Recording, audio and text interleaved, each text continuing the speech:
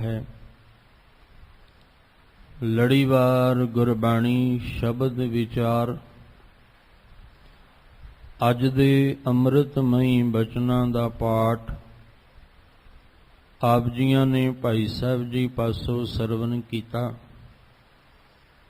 ਅੰਮ੍ਰਿਤਮਈ ਬਾਣੀ ਦੀ ਵਿਚਾਰ ਨਾਲ ਸਾਂਝ ਪਾਉਣ ਵਾਸਤੇ ਜੋ ਸਮਾਂ ਪ੍ਰਾਪਤ ਹੋ ਰਿਹਾ ਹੈ, ਮਨ ਬਿਰਤੀਆਂ ਨੂੰ ਇਕਾਗਰ ਕਰਦੇ ਹੋਏ ਨਮਾਣੇ ਜੇ ਹੋ ਕੇ ਸਤਿਗੁਰੂ ਜੀ ਦੇ ਪਾਵਨ ਚਰਨਾਂ ਵਿੱਚ ਜੁੜਨ ਦਾ ਯਤਨ ਕਰੀਏ। ਗੁਰੂ ਪਾਤਸ਼ਾਹ ਜੀ ਅੰਮ੍ਰਿਤਮਈ ਬਾਣੀ ਦੇ ਰਾਹੀਂ ਸਾਨੂੰ ਮਨੁੱਖੀ ਜੀਵਾਂ ਨੂੰ ਜੋ ਸਮਝਾਉਣਾ ਚਾਹੁੰਦੇ ਨੇ, ਇੱਕ ਮਨ ਇੱਕ ਚਿੱਤ ਹੋ ਕੇ ਸਮਝਣ ਦਾ ਯਤਨ ਕਰੀਏ ਜੀ। ਵਾਹਿਗੁਰੂ ਸਾਹਿਬ ਜੀ। ਸੋਈਏ ਸ੍ਰੀ ਮੁਖ ਵਾਕਿਆ ਮਹੱਲਾ ਪੰਜਵਾ। ਇਕ ਓੰਕਾਰ ਸਤ ਗੁਰ ਪ੍ਰਸਾਦ। ਕਾਚੀ ਦੇਹ ਮੋਹ ਫੁਨ ਬੰਦੀ। 60 ਕਠੋਰ ਕੁਚੀਲ ਕੋ ਗਿਆਨੀ। ਤਾਵਤ ਭ੍ਰਮਤ ਰਹਿਨ ਨਹੀਂ ਪਾਵਤ। ਪਾਰ ਬ੍ਰਹਮ ਕੀ ਗਤ ਨਹੀਂ ਜਾਨੀ।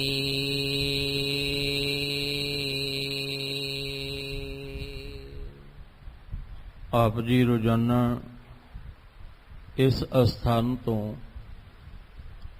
ਲੜੀਵਾਰ ਗੁਰਬਾਣੀ ਸ਼ਬਦ ਵਿਚਾਰ ਦੇ ਨਾਲ ਸਾਂਝ ਪਾਉਂਦੇ ਆ ਰਹੇ ਹੋ। ਪੰਚਮ ਪਾਤਸ਼ਾਹ ਧੰਨ ਗੁਰੂ ਅਰਜਨ ਦੇਵ ਜੀ ਮਹਾਰਾਜ ਸ਼ਹੀਦਾਂ ਦੇ ਸਰਤਾਜ ਬਾਣੀ ਕੇ ਬੋਹਿਤ ਸਤਿਗੁਰੂ ਮਹਾਰਾਜ ਜੀ ਦੇ ਮੁਖਾਰਬਿੰਦ ਤੋਂ ਉਚਾਰਨ ਕੀਤੀ ਹੋਈ ਇਹ ਪਾਵਨ ਬਾਣੀ ਸਵਈਏ ਦੇ ਰੂਪ ਵਿੱਚ, ਜਿਸ ਦੀ ਆਰੰਭਤਾ ਅੱਜ ਦੇ ਇਸ ਦੀਵਾਨਾ ਤੋਂ ਹੁੰਦੀ ਹੈ।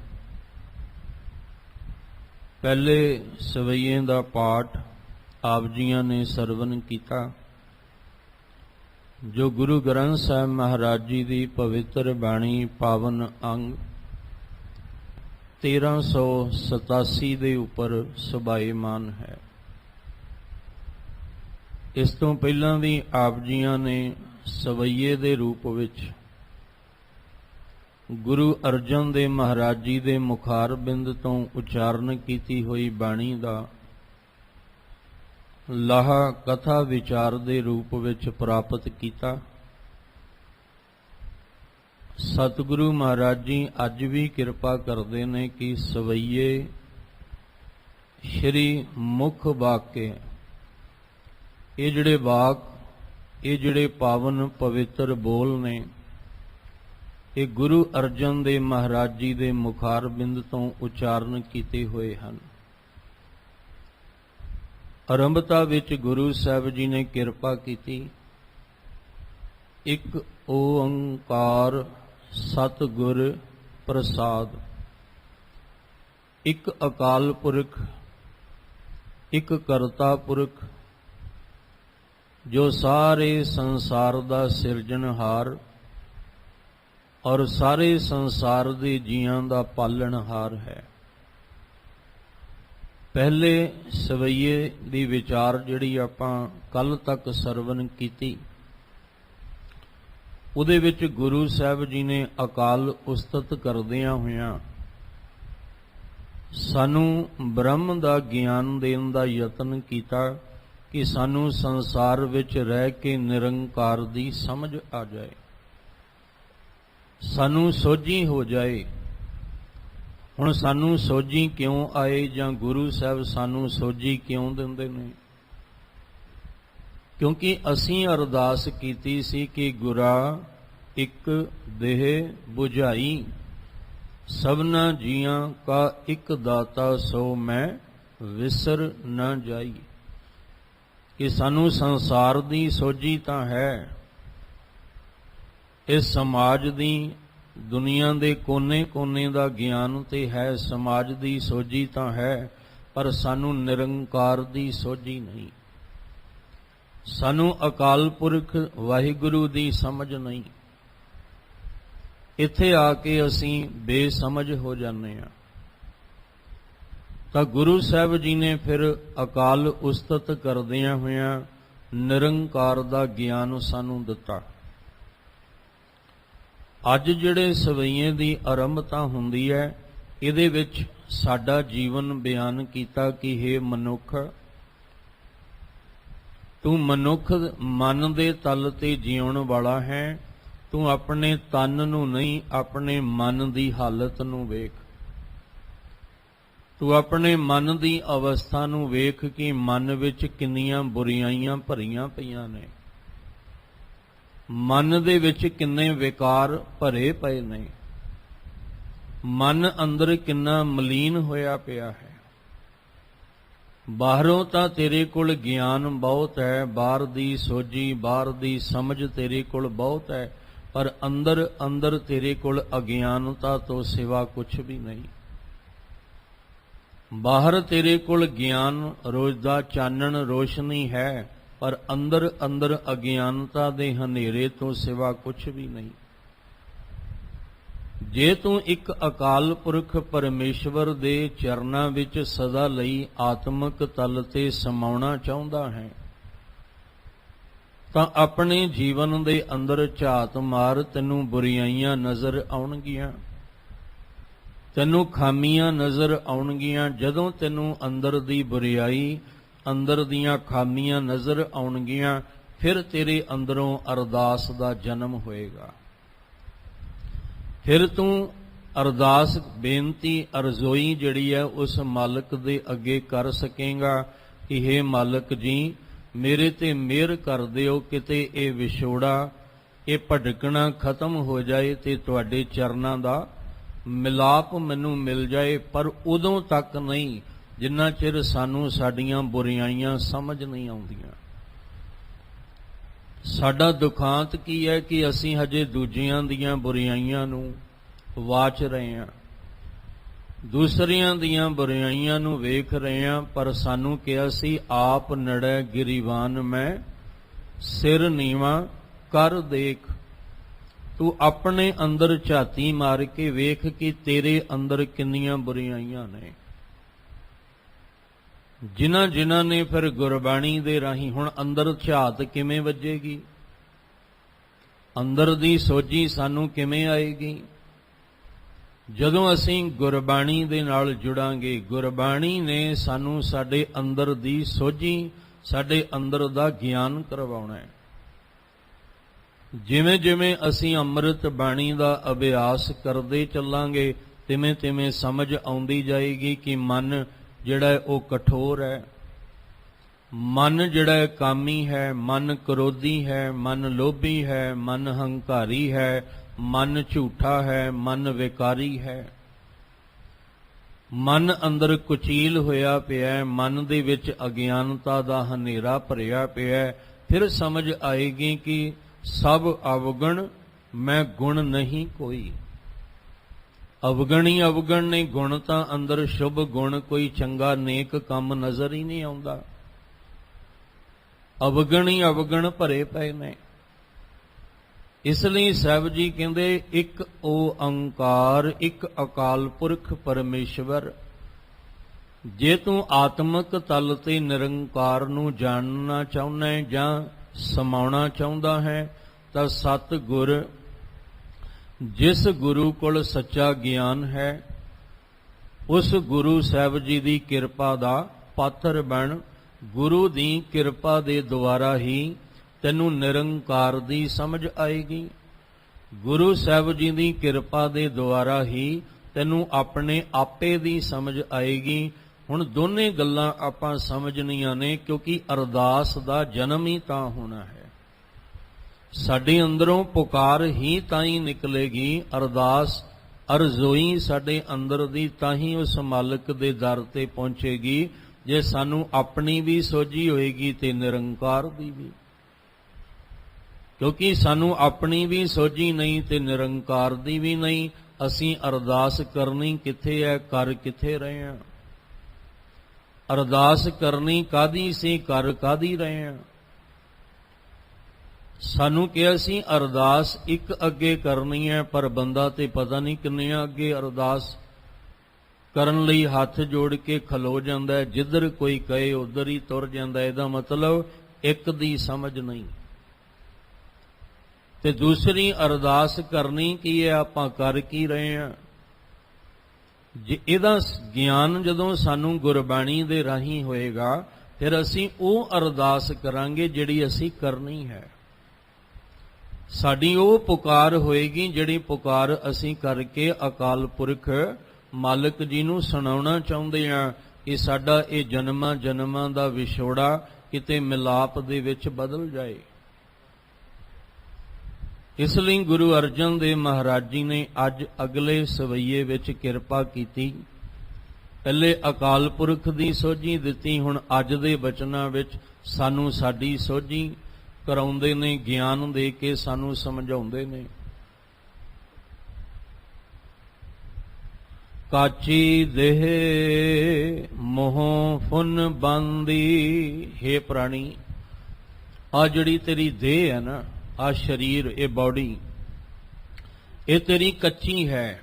ਤੇ ਕੱਚੀ ਦੇਹ ਦਾ ਪਤਾ ਕੋਈ ਨਹੀਂ ਕਦੋਂ ਇਹਨੇ ਬਿਨਸ ਜਾਣਾ। ਕੱਚੇ ਭਾਂਡੇ ਦਾ ਕੋਈ ਪਤਾ ਹੁੰਦਾ ਹੈ ਕਦੋਂ ਇਹਨੇ ਟੁੱਟ ਜਾਣਾ?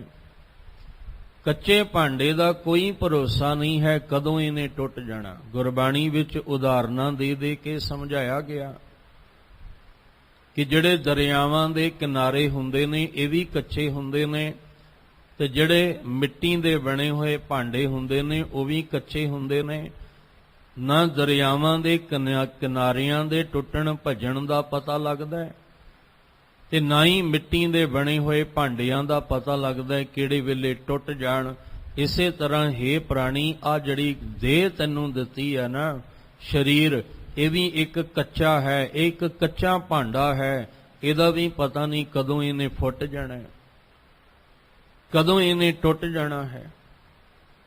ਪਰ ਇਹਨੇ ਟੁੱਟਣਾ ਜ਼ਰੂਰ, ਕਿਉਂਕਿ ਕੱਚਾ ਭਾਂਡਾ ਹੈ, ਉਹਨੇ ਜ਼ਰੂਰ ਟੁੱਟਣਾ ਹੈ। ਕਾਚੀ ਗਾਗਰ ਸਰ ਪਰ ਫੂਟੈ। ਸਰ ਪਰ ਦਾ ਅਰਥ ਹੁੰਦਾ ਜ਼ਰੂਰ, ਕੋਈ ਇਹਦੇ ਵਿੱਚ ਦੋ ਰਾਵਾਂ ਨਹੀਂ, ਕੋਈ ਇਹਦੇ ਵਿੱਚ ਸ਼ੱਕ ਨਹੀਂ। ਇਹ ਕਾਚੀ ਗਾਗਰ ਹੈ, ਇਹਨੇ ਇੱਕ ਦਿਨ ਫੁੱਟਣਾ ਹੀ ਫੁੱਟਣਾ ਹੈ। ਅਸੀਂ ਜੋ ਕੱਚੀ ਹੈ ਔਰ ਜਿਹਨੇ ਇੱਕ ਦਿਨ ਫੁੱਟ ਜਾਣਾ, ਟੁੱਟ ਜਾਣਾ, ਸਾਡਾ ਸਾਰਾ ਧਿਆਨ ਹੀ ਉਹਦੇ ਤੇ ਹੈ।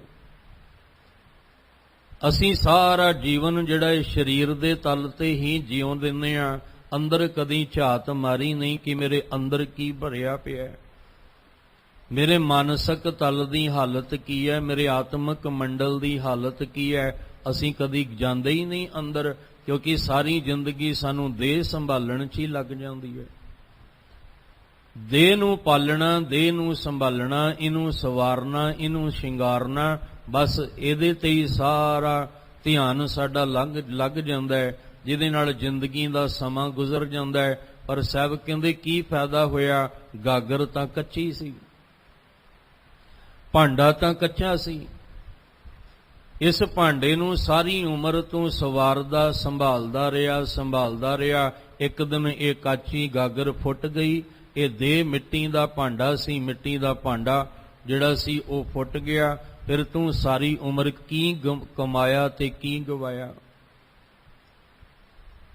ਇਹ ਤੇ ਉਦੋਂ ਪਤਾ ਲੱਗਣਾ ਨਾ, ਮੈਂ ਸਾਰੀ ਉਮਰ ਕੀ ਕਮਾਇਆ ਤੇ ਕੀ ਗਵਾਇਆ।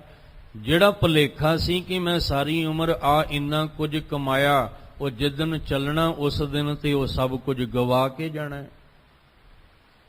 ਕਬੀਰ ਸਾਹਿਬ ਜੀ ਨੇ ਕਿਹਾ ਸੀ, ਆਪਾਂ ਕਬੀਰ ਸਾਹਿਬ ਜੀ ਦੇ ਪਾਵਨ ਸ਼ਲੋਕ ਦੀ ਵਿਚਾਰ ਨਾਲ ਜੁੜ ਕੇ ਆਏ ਹਾਂ। ਕਬੀਰ ਇਹ ਤਨ ਜਾਹੇਗਾ, ਸਕੋ ਤਨ ਲਿਹੋ ਬਹੋਰ, ਨਾਂਗੇ ਪਾਮੋ ਤੇ ਗਏ ਜਿਨ ਕੇ ਲੱਖ ਕਰੋੜ। ਕਹਿੰਦੇ ਇਹ ਤਨ ਚਲਾ ਜਾਣਾ ਹੈ, ਕਿਉਂਕਿ ਇਹ ਦੇਹ ਕੱਚੀ ਹੈ, ਤੂੰ ਇਹਨੂੰ ਸੰਭਾਲ ਕੇ ਉਹ ਲਾਹਾ ਪ੍ਰਾਪਤ ਕਰ ਕਿ ਚੱਲਣ ਲੱਗਿਆਂ ਤੇਰੇ ਕੋਲ ਇਹ ਨਾਮ ਦੀ ਕਮਾਈ ਜਿਹੜੀ ਆ ਉਹ ਹੋਵੇ। ਤੂੰ ਬਾਹਰੋਂ ਸਭ ਕੁਝ ਕਮਾਇਆ, ਪਰ ਜਿਸ ਦਿਨ ਕਾਚੀ ਦੇ ਨੇ ਬਿਨਸਣਾ, ਉਸ ਦਿਨ ਤੇਰੇ ਪੱਲੇ ਕੁਝ ਵੀ ਨਹੀਂ। ਉਸ ਦਿਨ ਤਾਂ ਸਭ ਕੁਝ ਗਵਾ ਕੇ ਹੀ ਜਾਏਗਾ।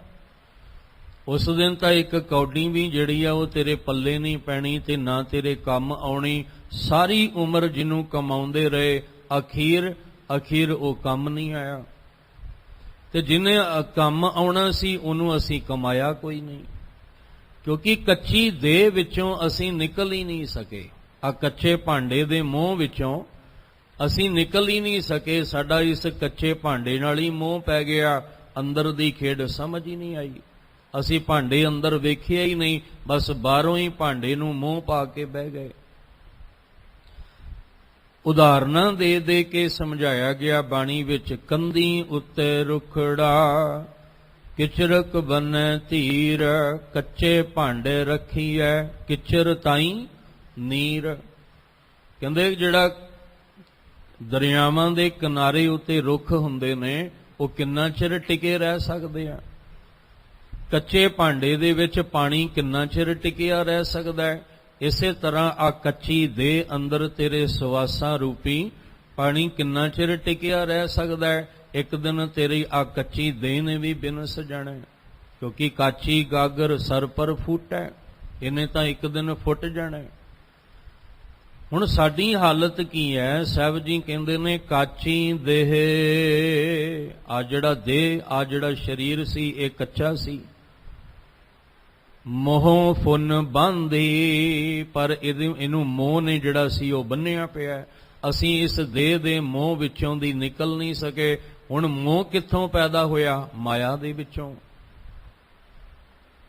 ਇਹ ਸੰਸਾਰ ਮਾਇਆ ਰੂਪੀ ਹੈ। ਮਾਇਆ ਰੂਪੀ ਸੰਸਾਰ ਵਿੱਚ ਆ ਦੇਹ ਵੀ ਸਾਡੀ ਮਾਇਆ ਰੂਪੀ ਹੈ। ਅਸੀਂ ਇਹਦੇ ਮੋਹ ਵਿੱਚ ਹੀ ਫਸੇ ਰਹਿ ਗਏ, ਇਸ ਮੋਹ ਦੀ ਤੰਦ ਨੂੰ ਤੋੜ ਨਾ ਸਕੇ।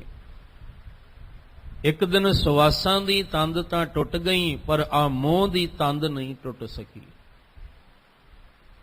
ਹੁਣ ਅਰਦਾਸ ਕਦੋਂ ਕਰਾਂਗੇ? ਜਦੋਂ ਸਾਨੂੰ ਸਮਝ ਆਏਗੀ ਕਿ ਮੈਂ ਤਾਂ ਕੱਚੀ ਦੇਹ ਦੇ ਮੋਹ ਵਿੱਚ ਫਸਿਆ ਪਿਆ। ਕੱਚੀ ਦੇਹ ਦੇ ਮੋਹ ਦੇ ਵਿੱਚ ਐਸਾ ਫਸ ਚੁੱਕਾ ਕਿ ਮੈਨੂੰ ਆਪਣੇ ਅਧਿਆਤਮਕ ਮੰਡਲ ਦੀ ਸੋਝੀ ਨਹੀਂ ਰਹੀ, ਸਮਝ ਹੀ ਨਹੀਂ ਰਹੀ। ਅੰਦਰ ਤਾਂ ਅਗਿਆਨਤਾ ਭਰੀ ਪਈ ਹੈ। ਕਾਚੀ ਦੇਹ ਮੋਹ ਫੁੰਨ ਬਾਂਦੀ, ਸੱਟ ਕਠੋਰ ਕੁਚੀਲ ਕੁਗਿਆਨੀ। ਹੁਣ ਅੰਦਰ ਦੀ ਹਾਲਤ, ਮਨ ਦੀ ਹਾਲਤ, ਮਾਨਸਿਕ ਤਲ ਤੇ ਹਾਲਤ ਕੀ ਹੋ ਗਈ?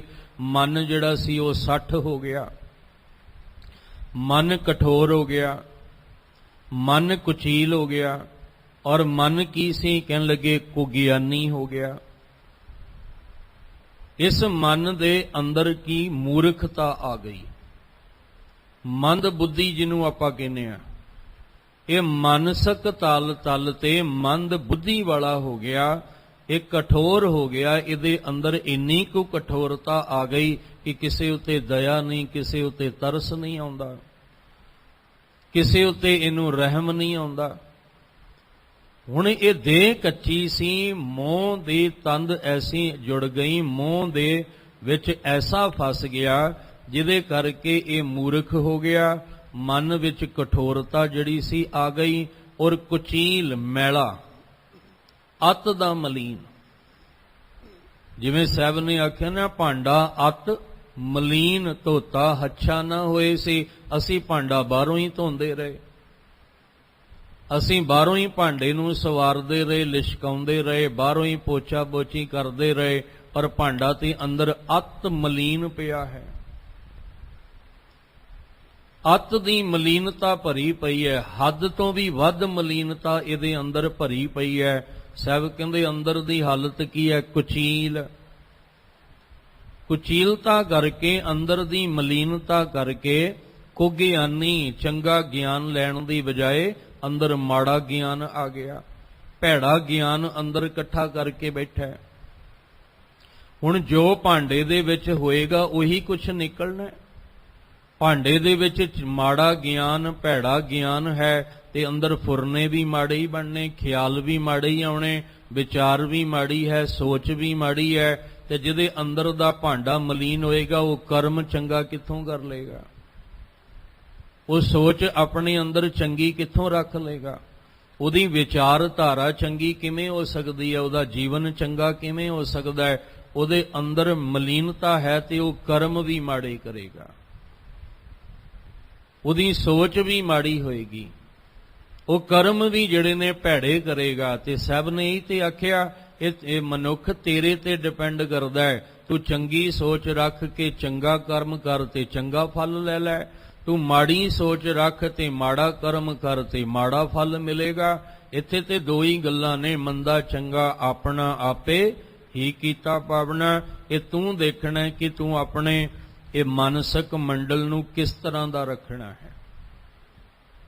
ਸਾਹਿਬ ਜੀ ਕਹਿੰਦੇ ਤੇਰੀ ਦੇਹ ਕੱਚੀ ਹੈ, ਮੂੰਹ ਵਿੱਚ ਫਸਿਆ ਪਿਆ ਹੈ, ਮੰਦ ਬੁੱਧੀ ਤੇਰੀ ਹੈ, ਕਠੋਰਤਾ ਤੇਰੇ ਅੰਦਰ ਹੈ, ਕੁਚੀਲਤਾ ਤੇਰੇ ਅੰਦਰ ਹੈ, ਕੁਗਿਆਨੀ ਔਰ ਤੂੰ ਅੰਦਰੋਂ ਅਗਿਆਨੀ ਹੈ, ਅੰਦਰ ਭੈੜਾ ਮਾੜਾ ਗਿਆਨ ਤੇਰੇ ਅੰਦਰ ਭਰਿਆ ਪਿਆ ਹੈ। ਤੂੰ ਅਰਦਾਸ ਕਰ ਕਿ ਕਿਤੇ ਇਹਦੇ ਤੋਂ ਤੇਰਾ ਛੁਟਕਾਰਾ ਹੋ ਜਾਏ।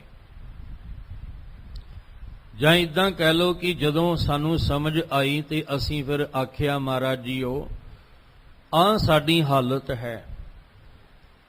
ਕਹੋ ਨਾਨਕ ਪ੍ਰਭ ਬਿਨੋ ਸੁਨੀਜੈ, ਕੁਚਲ ਕਠੋਰ ਕਾਮੀ ਮੁਕਤ ਕੀਜੈ। ਮੇਰੀ ਇੱਕ ਬੇਨਤੀ ਨੂੰ ਸੁਣ ਲਓ ਮੇਰੇ ਮਾਲਕ ਜੀਓ। ਪਹਿਲਾਂ ਮੇਰੀ ਬੇਨਤੀ ਬਾਹਰੋਂ ਸੀ ਕਿਉਂਕਿ ਮੈਨੂੰ ਬਾਹਰ ਦਾ ਪਤਾ ਸੀ, ਹੁਣ ਮੇਰੀ ਬੇਨਤੀ ਅੰਦਰ ਦੀ ਹੈ ਕਿਉਂਕਿ ਹੁਣ ਮੈਨੂੰ ਅੰਦਰ ਦਾ ਪਤਾ ਹੈ। ਮੇਰੀ ਇੱਕ ਬੇਨਤੀ ਨੂੰ ਸੁਣ ਲਓ, ਕੁਚਲ ਕਠੋਰ ਕਾਮੀ ਮੁਕਤ ਕੀਜੈ। ਆ ਜਿਹੜਾ ਮੈਂ ਅੰਦਰੋਂ ਕਾਮ ਵਾਸ਼ਨਾਵਾਂ ਨਾਲ ਭਰਿਆ ਪਿਆ, ਜਿਹੜੀ ਕਠੋਰਤਾ ਮੇਰੇ ਅੰਦਰ ਆ ਗਈ ਹੈ, ਜਿਹੜਾ ਮੈਂ ਅੰਦਰੋਂ ਮੈਲਾ ਮਲੀਨ ਹੋਇਆ ਪਿਆ ਹਾਂ, ਤੁਸੀਂ ਕਿਰਪਾ ਕਰਕੇ ਮੈਨੂੰ ਮੁਕਤ ਕਰ ਦਿਓ। ਮੈਂ ਸਾਰੀ ਉਮਰ ਕਾਮੀ ਬਣ ਕੇ ਨਹੀਂ ਰਹਿਣਾ ਚਾਹੁੰਦਾ, ਮੈਂ ਸਾਰੀ ਉਮਰ ਹੁਣ ਕਠੋਰ ਬਣ ਕੇ ਨਹੀਂ ਜਿਉਣਾ ਚਾਹੁੰਦਾ, ਮੈਂ ਸਾਰੀ ਉਮਰ ਮਲੀਨਤਾ ਗੰਦਗੀ ਅੰਦਰ ਭਰ ਕੇ ਨਹੀਂ ਜਿਉਣਾ ਚਾਹੁੰਦਾ ਹਾਂ। ਬਾਹਰ ਦੀ ਗੰਦਗੀ ਸਾਨੂੰ ਪਸੰਦ ਨਹੀਂ, ਅੰਦਰ 24 ਘੰਟੇ ਗੰਦਗੀ ਲਈ ਫਿਰਦੇ ਹਾਂ। ਬਾਹਰੋਂ ਬਦਬੂ ਸਾਨੂੰ ਚੰਗੀ ਨਹੀਂ ਲੱਗਦੀ, ਅੰਦਰ ਸਾਡੇ ਹਰ ਵੇਲੇ ਬਦਬੂ ਭਰੀ ਹੈ। ਜੇ ਗੰਦਗੀ ਹੋਏਗੀ ਤਾਂ ਬਦਬੂ ਵੀ ਹੋਏਗੀ। ਤੇ ਗੰਦਗੀ ਕਾਦੀ ਹੈ? ਆ ਕਠੋਰ ਕੁਚਲ ਕਾਮੀ, ਇਹ ਗੰਦਗੀ ਦਾ ਢੇਰ ਹੀ ਹੈ ਜਿਹੜਾ ਅੰਦਰ ਲੱਗਾ। ਤੇ ਫਿਰ ਅੰਦਰੋਂ ਖੁਸ਼ਬੂ ਥੋੜੀ ਆਏਗੀ, ਬਦਬੂ ਹੀ ਆਏਗੀ। ਬਾਹਰ ਦੀ ਬਦਬੂ ਮਾੜੀ ਜੀ ਵੀ ਆਵੇ ਤੇ ਆਹ ਨੱਕ ਬੰਦ ਕਰ ਲੈਂਦੇ ਆ ਵੀ ਅਸੀਂ ਤੇ ਬੜੇ ਔਖੇ ਆ। ਬਾਹਰੋਂ ਕਿਤੇ ਗੰਦਗੀ ਦਾ ਢੇਰ ਹੋਵੇ ਤੇ ਲੰਘਣਾ ਔਖਾ ਹੋ ਜਾਂਦਾ ਵੀ ਅਸੀਂ ਤੇ ਨਹੀਂ ਲੰਘਣਾ, ਇਹ ਬੜੀਆਂ ਬਿਮਾਰੀਆਂ ਪੈਦਾ ਹੋਣਗੀਆਂ। ਤੇ ਸਭ ਕਹਿੰਦੇ ਬੰਦਿਆਂ ਅੰਦਰ ਵੀ ਝਾਤ ਮਾਰ ਲੈ, ਅੰਦਰ ਤਾਂ ਹਰ ਵੇਲੇ ਗੰਦਗੀ ਲੈ ਕੇ ਬੈਠਾ ਹੋਇਆ, ਅੰਦਰ ਤਾਂ ਹਰ ਵੇਲੇ ਤੇਰੇ ਬਦਬੂ ਆਉਂਦੀ। ਉਹਦਾ ਤੈਨੂੰ ਡਰ ਨਹੀਂ ਲੱਗਦਾ, ਬਾਹਰੋਂ ਤੈਨੂੰ ਖਤਰਾ ਡਰ ਲੱਗਦਾ ਵੀ ਕਿਤੇ ਮੈਨੂੰ ਬਿਮਾਰੀ ਨਾ ਲੱਗ ਜਾਏ। ਤੇ ਜਿਹੜੀਆਂ ਅੰਦਰ ਪਾਲ ਕੇ ਬੈਠਾ ਹੋਇਆ, ਕਦੀ ਆਪਣੇ ਅੰਦਰ ਵੀ ਝਾਤ ਮਾਰ। ਇਹ ਇਸੇ ਲਈ ਕਿਹਾ ਸੀ ਕਿ ਆਪ ਨੜੇ ਗਿਰੀਵਾਨ ਮੈਂ ਸਿਰ ਨੀਵਾਂ ਕਰ ਦੇਖ। ਤੂੰ ਆਪਣੇ ਅੰਦਰ ਝਾਤ ਮਾਰ, ਤੇਰੇ ਅੰਦਰ ਕੀ ਭਰਿਆ ਪਿਆ ਹੈ। ਮੋਹ ਦੇ ਜਾਲ ਵਿੱਚ ਫਸੇ ਹੋਏ, ਕਿਤੇ ਆਪਣੇ ਇਸ ਮੋਹ ਤੋਂ ਅੱਗੇ ਨਿਕਲ ਕੇ ਵੇਖ। ਸੱਠ ਕਠੋਰ ਕੁਚੀਲ ਕੁਗਿਆਨੀ। ਜਦੋਂ ਸਾਨੂੰ ਸਮਝ ਆਏਗੀ ਨਾ, ਅਸੀਂ ਹੱਥ ਜੋੜ ਕੇ ਅੱਖਾਂ ਭਰ ਕੇ ਬੇਨਤੀ ਕਰਾਂਗੇ। ਕਬੀਰ ਸਾਹਿਬ ਜੀ ਦਾ ਇੱਕ ਬਚਨ ਆਉਂਦਾ ਬਾਣੀ ਦੇ ਵਿੱਚ। ਕਬੀਰ ਸਾਹਿਬ ਕਹਿੰਦੇ ਜਿੱਦਣ ਸਮਝ ਆਈ ਨਾ, ਉਦਨ ਅਰਦਾਸ ਕੀ ਕਰੋਗੇ? ਗੋਬਿੰਦ ਹਮ ਐਸੇ ਅਪਰਾਧੀ। ਪਹਿਲੇ ਤਾਂ ਦੂਜਿਆਂ ਨੂੰ ਕਹਿ ਰਹੇ ਸੀ ਫਲਾਣਾ ਅਪਰਾਧੀ, ਫਲਾਣਾ ਅਪਰਾਧੀ, ਫਲਾਣਾ ਅਪਰਾਧੀ, ਪਰ ਹੁਣ ਪਤਾ ਲੱਗਾ ਮੈਂ ਤੇ ਆਪ ਅਪਰਾਧੀ ਹਾਂ। ਕੋਈ ਦੁਨੀਆ ਦਾ ਅਪਰਾਧੀ ਹੈ, ਕੋਈ ਸਮਾਜਿਕ ਤਲ ਤੇ ਅਪਰਾਧੀ ਹੈ, ਕੋਈ ਦੁਨੀਆ ਦੀ ਨਜ਼ਰ ਵਿੱਚ ਅਪਰਾਧੀ ਹੈ। ਪਰ ਮਾਲਕ ਜੀ ਜਿਹੜਾ ਮੈਂ ਅਪਰਾਧ ਕੀਤਾ, ਮੈਂ ਅਪਰਾਧੀ, ਮੈਂ ਤੇਰੇ ਘਰ ਦਾ ਅਪਰਾਧੀ ਹਾਂ, ਮੈਂ ਤੇਰੇ ਦਰ ਦਾ ਅਪਰਾਧੀ ਹਾਂ। ਜਿਹੜੇ ਦੁਨੀਆ ਵਿੱਚ ਅਪਰਾਧ ਕਰਦੇ ਨੇ ਉਹਨਾਂ ਵਾਸਤੇ ਤਾਂ ਕੋਰਟ ਕਚਹਿਰੀਆਂ ਬਣੀਆਂ ਨੇ, ਉਹਨਾਂ ਵਾਸਤੇ ਤਾਂ ਜੇਲ੍ਹਾਂ ਬਣੀਆਂ ਨੇ, ਹੱਥ ਕੜੀਆਂ ਬਣੀਆਂ ਨੇ, ਉਹਨਾਂ ਵਾਸਤੇ ਜੱਜ ਵਕੀਲ ਬਣੇ ਹੋਏ ਨੇ। ਜਿਹੜੇ ਸਮਾਜਿਕ ਤਲ ਤੇ ਅਪਰਾਧ ਕਰਦੇ ਨੇ, ਅਪਰਾਧੀ ਨੇ, ਉਹਨਾਂ ਦੀਆਂ ਤੇ ਵੱਖ-ਵੱਖ ਧਾਰਾਵਾਂ ਤੇ ਸਜ਼ਾਵਾਂ ਨੇ। ਪਰ ਮਾਲਕ ਜੀ ਇੱਥੇ ਅਪਰਾਧੀ ਮੈਂ ਤੇਰੇ ਦਰ ਦਾ ਹਾਂ। ਅਸੀਂ ਗੋਬਿੰਦ ਦੇ ਅਪਰਾਧੀ ਹਾਂ, ਉਸ ਰੱਬ ਦੇ ਅਪਰਾਧੀ ਹਾਂ ਜਿਨੇ ਸਾਨੂੰ ਜਨਮ ਦਿੱਤਾ ਹੈ, ਜਿਨੇ ਸਾਨੂੰ ਪਾਲਿਆ, ਜਿਹੜਾ ਸਾਡਾ ਪਾਲਣਹਾਰ ਹੈ, ਸਾਡਾ ਸੰਭਾਲਣਹਾਰ ਹੈ, ਸਿਰਜਣਹਾਰ ਹੈ, ਜਿਨੇ ਸਾਨੂੰ ਜੀਵਨ ਦਿੱਤਾ ਹੈ। ਅਸੀਂ ਤਾਂ ਉਹਦੇ ਅਪਰਾਧੀ ਹਾਂ। ਔਰ ਕਿਸ ਵਜ੍ਹਾ ਕਰਕੇ? ਗੋਬਿੰਦ ਹਮ ਐਸੇ ਅਪਰਾਧੀ, ਕਹਿਣ ਲੱਗੇ ਅਸੀਂ ਇਸ ਲਈ ਅਪਰਾਧੀ ਹਾਂ ਕਿ ਜਿਨੇ ਆ ਜਿੰਦ ਔਰ ਪਿੰਡ ਵਾਲਾ ਜੀਵਨ ਦਿੱਤਾ ਸੀ, ਉਹਦੀ ਕਦੇ ਵੀ ਅਸੀਂ ਬੰਦਗੀ ਭਗਤੀ ਕੀਤੀ ਨਹੀਂ, ਉਹਦੇ ਨਾਮ ਦਾ ਕਦੇ ਵੀ ਸਿਮਰਨ ਅਭਿਆਸ ਜਿਹੜਾ ਉਹ ਕੀਤਾ ਹੀ ਨਹੀਂ ਹੈ, ਤੇ ਨਾ ਕਰਨ ਕਰਕੇ ਅਸੀਂ ਉਹਦੇ ਦਰ ਦੇ ਅਪਰਾਧੀ ਹਾਂ। ਜਿਨ ਪ੍ਰਭ ਜੀਓ ਪਿੰਡ ਥਾ ਦੀਆ, ਕਹਿਣ ਲੱਗੇ ਜਿਨੇ ਆ ਜਿੰਦ ਔਰ ਪਿੰਡ ਦਿੱਤਾ ਸੀ, ਉਹਦੀ ਕਦੀ ਭਗਤੀ ਨਹੀਂ ਕੀਤੀ। ਜੀਓ ਪਾਏ ਪਿੰਡ ਜਿਨ ਸਾਜਿਆ ਦਿੱਤਾ ਪੈਨਣ ਖਾਣ, ਜਿਨੇ ਸਾਨੂੰ ਪੈਨਣ ਨੂੰ ਖਾਣ ਨੂੰ ਦਿੱਤਾ ਔਰ ਇਹ ਜਿੰਦ ਤੇ ਪਿੰਡ ਨੂੰ ਸਵਾਰ ਸਾਜ ਕੇ ਦਿੱਤਾ, ਅਸੀਂ ਕਦੀ ਉਹਦੀ ਬੰਦਗੀ ਕੀਤੀ ਨਹੀਂ, ਭਗਤੀ ਕੀਤੀ ਨਹੀਂ। ਬਸ ਹੋਰ ਰਸ ਵਿੱਚ ਹੀ ਗਲਤਾਨ ਹੋ ਗਏ, ਹੋਰ ਰੰਗਾਂ ਵਿੱਚ ਹੀ ਰੰਗੇ ਰਹਿ ਗਏ ਸਾਰੀ ਉਮਰ। ਅਸੀਂ ਦੁਨੀਆ ਦੇ ਤਾਂ ਗੁਣ ਗਾਏ, ਪਰ ਉਸ ਗੋਬਿੰਦ ਦੇ ਗੁਣ ਨਹੀਂ ਗਾਏ। ਇਸ ਲਈ ਮਾਲਕ ਜੀ ਅਸੀਂ ਤੇਰੇ ਦਰ ਦੇ ਅਪਰਾਧੀ ਹਾਂ। ਸਤਿਗੁਰੂ ਮਹਾਰਾਜ ਜੀ ਕਹਿੰਦੇ ਆ, ਜਿੱਦਣ ਸਮਝ ਆਏਗੀ ਉਸ ਦਿਨ ਇਹ ਅਰਦਾਸ ਮਾਲਕ ਦੇ ਚਰਨਾਂ 'ਚ ਹੋਏਗੀ ਕਿ ਕਾਚੀ ਦੇਹ ਹੈ, ਮੋਹ ਦੇ ਵਿੱਚ ਬੰਨਿਆ ਪਿਆ ਹਾਂ, ਅੰਦਰ ਮੰਦ ਬੁੱਧੀ ਹੋ ਗਈ ਹੈ, ਕਠੋਰਤਾ ਇੰਨੀ ਆ ਗਈ ਹੈ ਵੀ ਕਿਸੇ ਤੇ ਤਰਸ ਨਹੀਂ ਆਉਂਦਾ, ਕਿਸੇ ਤੇ ਦਇਆ ਨਹੀਂ ਆਉਂਦੀ। ਇੰਨੀ ਅੰਦਰ ਕੁਚੀਲ ਮਲੀਨਤਾ ਭਰੀ ਪਈ ਹੈ ਕਿ ਅੰਦਰ ਪਤਾ ਹੀ ਨਹੀਂ ਕਿੰਨਾ ਕੁ ਮੈਲਾ ਹੋ ਚੁੱਕਾ, ਔਰ ਕਿੰਨਾ ਭੈੜਾ ਗਿਆਨ, ਮਾੜਾ ਗਿਆਨ ਅੰਦਰ ਜਿਹੜਾ ਉਹ ਭਰਿਆ ਪਿਆ ਹੈ। ਧਾਵਤ ਭ੍ਰਮਤ ਰਹਿਨ ਨਹੀਂ ਪਾਵਤ, ਧਾਵਤ ਮਨ ਦੌੜ ਰਿਹਾ ਹੈ, ਮਨ ਦੀ ਦੌੜ ਲੱਗੀ ਹੋਈ ਹੈ। ਹਾਲਾਂਕਿ ਸਰੀਰ ਵੀ ਕਿਤੇ ਨਾ ਕਿਤੇ ਆ ਕੇ ਰੁਕ ਜਾਂਦਾ ਹੈ, ਪਰ ਮਨ ਤੇ ਰੁਕਣ ਦਾ ਨਾਮ ਹੀ ਨਹੀਂ ਰਹਿ ਰਿਹਾ, ਮਨ ਤੇ ਦੌੜ ਲਾਈ ਜਾ ਰਿਹਾ ਹੈ। ਮਨ ਦੀ ਦੌੜ ਲੱਗੀ ਹੋਈ ਹੈ, ਦਿਨ ਰਾਤ ਲੱਗੀ ਹੈ। ਸਰੀਰ ਭਾਵੇਂ ਸੁੱਤਾ ਵੀ ਹੋਵੇ ਨਾ, ਰਾਤ ਸਰੀਰ ਤਾਂ ਰੁਕ ਕੇ ਮੰਜੇ ਤੇ ਆਰਾਮ ਕਰ ਲੇਗਾ, ਪਰ ਮਨ ਕਿੱਥੇ ਆਰਾਮ ਕਰਦਾ ਹੈ? ਮਨ ਤੇ ਦਿਨ ਰਾਤ ਦੌੜ ਰਿਹਾ ਹੈ। ਰਾਤ ਨੂੰ ਸੁੱਤੇ ਪਏ ਵੀ ਖਿਆਲ ਭੈੜੇ ਹੀ ਆ ਰਹੇ ਨੇ, ਸੁੱਤੇ ਪਏ ਵੀ ਸੀਨ ਹੋਰ ਚੱਲ ਰਹੇ ਨੇ, ਮਾੜੀਆਂ ਵਿਚਾਰਾਂ ਚੱਲ ਰਹੀਆਂ, ਪਲੈਨਿੰਗ ਮਾੜੀ ਹੋ ਰਹੀ ਹੈ। ਸਰੀਰ ਤਾਂ ਰੁਕ ਗਿਆ, ਪਰ ਮਨ ਦੀ ਫੁਰਨੇ, ਮਨ ਦੀ ਵਿਚਾਰ, ਮਨ ਦੀ ਪਲੈਨਿੰਗ ਰੁਕਣ ਦਾ ਨਾਮ ਹੀ ਨਹੀਂ ਲੈ ਰਹੀ, ਇਹ ਤੇ ਦੌੜ ਰਿਹਾ ਹੈ। ਧਾਵਤ ਭ੍ਰਮਤ ਰਹਿਨ ਨਹੀਂ ਪਾਵਤ, ਕਿਤੇ ਟਿਕਾਣਾ ਹੀ ਨਹੀਂ ਮਿਲ ਰਿਹਾ। ਭਰਮਤ ਭਟਕਦਿਆਂ ਹੋਇਆਂ, ਭਰਮ ਦੇ ਵਿੱਚ ਪਿਆ ਹੋਇਆਂ ਮਨ ਭਟਕ ਰਿਹਾ ਹੈ, ਔਰ ਇੰਨਾ ਭਟਕ ਰਿਹਾ ਕਿਤੇ ਇਹਨੂੰ ਥਾਂ ਟਿਕਾਣਾ ਨਹੀਂ ਮਿਲ ਰਿਹਾ। ਪਾਰ ਬ੍ਰਹਮ ਕੀ ਗਤ ਨਹੀਂ ਜਾਣੀ, ਮਨ ਸਾਰੇ ਸੰਸਾਰ ਵਿੱਚ ਭਟਕ ਕੇ, ਚਾਰ ਦਿਸ਼ਾਵਾਂ ਵਿੱਚ ਭਟਕ ਕੇ ਆ ਗਿਆ, ਪਰ ਪਰਮੇਸ਼ਵਰ ਦੀ ਗਤ ਨਹੀਂ ਜਾਣੀ। ਪਾਰ ਬ੍ਰਹਮ ਪਰਮੇਸ਼ਵਰ ਦੀ ਸੋਝੀ ਨਹੀਂ ਹੋਈ, ਪਾਰ ਬ੍ਰਹਮ ਪਰਮੇਸ਼ਵਰ ਦਾ ਗਿਆਨ ਨਹੀਂ ਮਿਲਿਆ। ਮਨ ਭਟਕਿਆ ਬਹੁਤ, ਪਰ ਇਹਨੂੰ ਨਿਰੰਕਾਰ ਦੀ ਸਮਝ ਨਹੀਂ ਆਈ। ਜਾਂ ਕਿਤੇ ਨਾ ਕਿਤੇ ਅਸੀਂ ਜਿਹੜਾ ਵੀ ਇਸ ਸ਼ਬਦ ਨੂੰ ਪੜ੍ਹੇਗਾ, ਇਹਨੂੰ ਵਿਚਾਰੇਗਾ, ਉਹ ਆਪਣੇ ਆਪਣੇ ਵੱਲੋਂ ਅਰਦਾਸ ਕਰੇਗਾ ਕਿ ਮਾਲਕ ਜੀ ਮੇਰਾ ਮਨ ਹਰ ਵੇਲੇ ਦੌੜਦਾ ਰਹਿੰਦਾ ਹੈ, ਹਰ ਵੇਲੇ ਇਹ ਭੱਜਿਆ ਰਹਿੰਦਾ ਹੈ, ਕਦੀ ਕਿਤੇ ਕਦੀ ਕਿਤੇ ਕਦੀ ਕਿਤੇ, ਮਨ ਦੇ ਫੁਰਨੇ ਰੁਕ ਨਹੀਂ ਰਹੇ। ਮਨ ਵਿੱਚ ਉੱਠਣ ਵਾਲੇ ਜਿਹੜੇ ਖਿਆਲ ਵਿਚਾਰ ਇਹ ਖਤਮ ਮੁੱਕ ਨਹੀਂ ਰਹੇ, ਹਰ ਵੇਲੇ ਮਨ ਦੌੜ ਰਿਹਾ। ਸੰਸਾਰ ਦੀ ਸਮਝ ਤਾਂ ਆ ਗਈ, ਪਰ ਪਾਰ ਬ੍ਰਹਮ ਕੀ ਗਤ ਨਹੀਂ ਜਾਣੀ। ਇਹ ਮਾਲਕ ਜੀ ਮੈਂ ਤੁਹਾਡੀ ਅਵਸਥਾ ਨੂੰ ਜਾਣਿਆ ਹੀ ਨਹੀਂ, ਮੈਂ ਤੁਹਾਡੀ ਅਵਸਥਾ ਜਿਹੜੀ ਸੀ ਇਹਨੂੰ ਸਮਝਿਆ ਹੀ ਨਹੀਂ।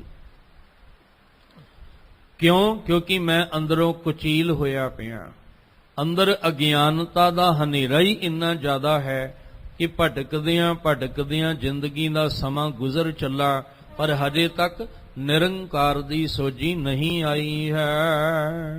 ਜੋਬਨ ਰੂਪ ਮਾਇਆ ਮਦ ਮਾਤਾ, ਵਿਚਰਤ ਬਿਕਲ ਬਢੋ ਅਭਿਮਾਨੀ।